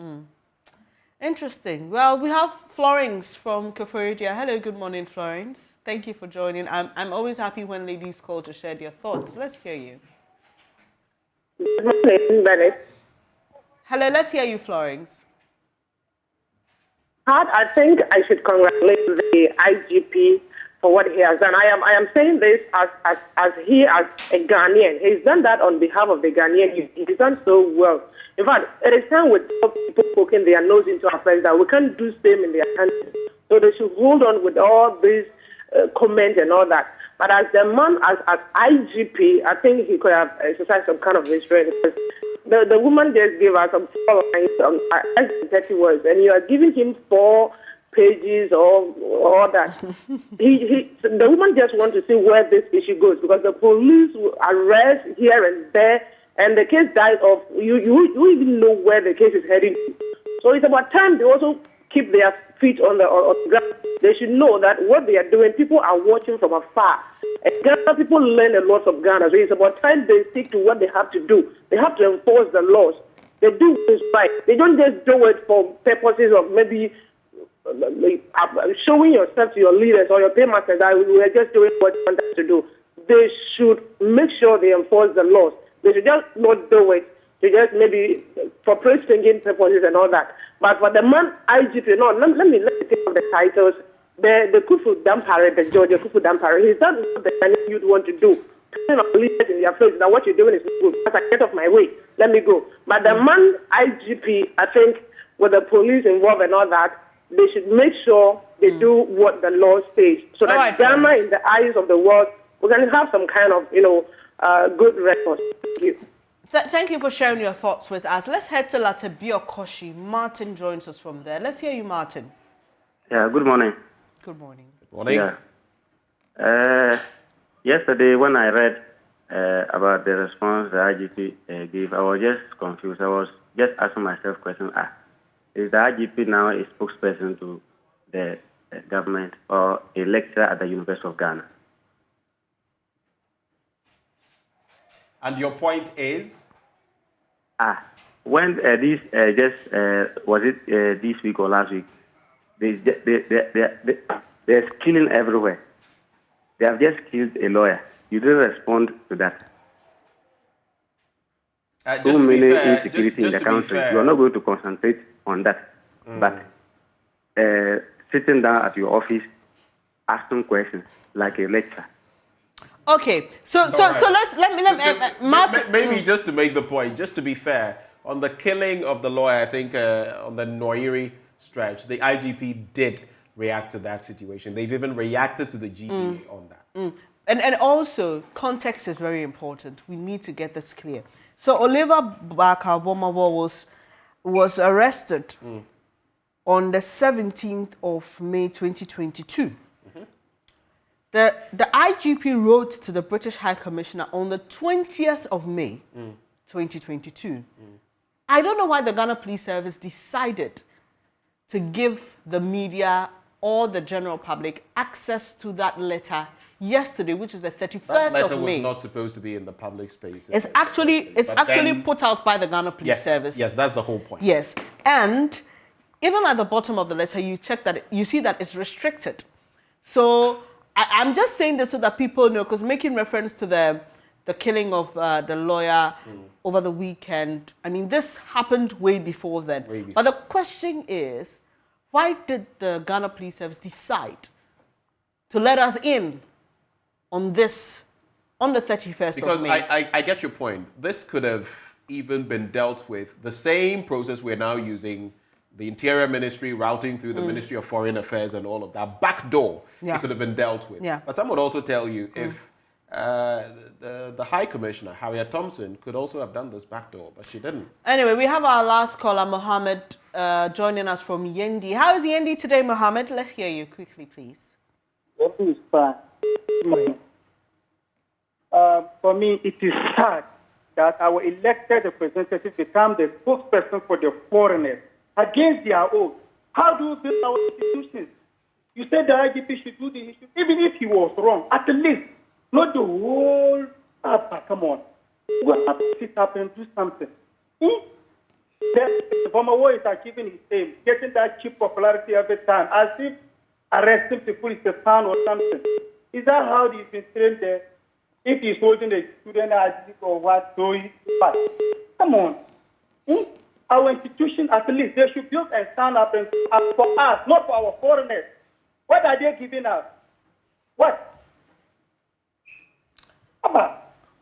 You just see an institution, they say, oh, our institution should build, they should do good, they should do that. Now they simply, the whole everyone is talking. The IGP is that, the IGP is that, the IGP is that. If it happens that anything comes now, who is going to suffer? It's the police. So they know. Even this is it, my sister, you were even asking one of our callers that because the person was arrested for crime before, that's why the High Commissioner is interested. That is even why the IGP letter is very much important. Because people are first arrested for food. All right. Now that he's arrested for another problem and the High Commissioner is interested, the security should sit up and see why. What is their interest? Because the person was... All right, Mohammed. We appreciate that you could share your thoughts with us. Unfortunately, we've run out of time. Clearly passionate Very passionate about the situation. Frustrated. But we have to end this. But before I go, let me just mention once again that the organizers of a demonstration which is yet to happen will be speaking to us. They said they will address the media at 10 a.m. The police has released a statement on that intended demonstration which will be featuring weapons. So just keep your dials locked here and we'll furnish you with all that. So now time to take some water, isn't it? Time to drink some water. Not right now, but water is life. Water regulates your body temperature. It keeps you alive and kicking. Awake is premium purified water treated through a strict purification process to ensure that every bottle on the market refreshes you better. We have the perfect size for every occasion. 330 and 500 ml to fit into your pockets and bags.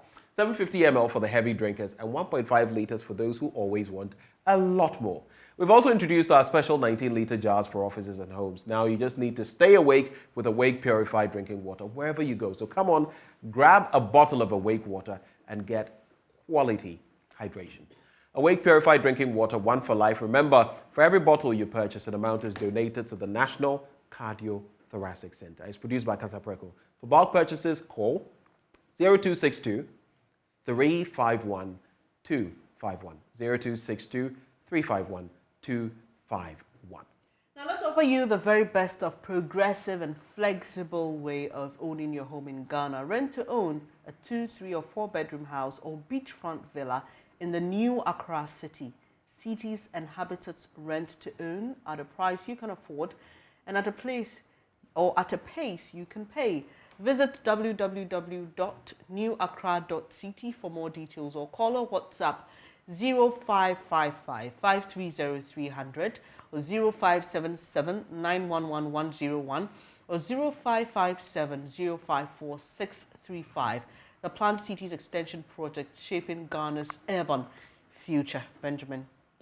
Planned cities. And of course, Awake drinking water. Grab your bottle of Awake. Don't you forget. And on that note... Yeah, we have to leave, but I have just one thing to do. Happy 40th birthday to Reverend Gideon Ahia. May God fortify you and continue to increase you in wisdom as you enter the 4th floor. Members of Hallel Temple ICTC say we love you and there's nothing you can do about it. Interesting. This is from Florence Morty and your church members. Happy birthday, Reverend Gideon Ahia.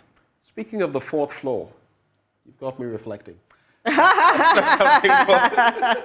that's how we draw the curtains on the show this morning. For those of you who caught us, I am, well, Bernice Abubedu Lancer. And you are. I wish I am Benjamin Atapo. Thank you for joining the program. See you again tomorrow. Do stay. Aisha is next with News Desk. Take care.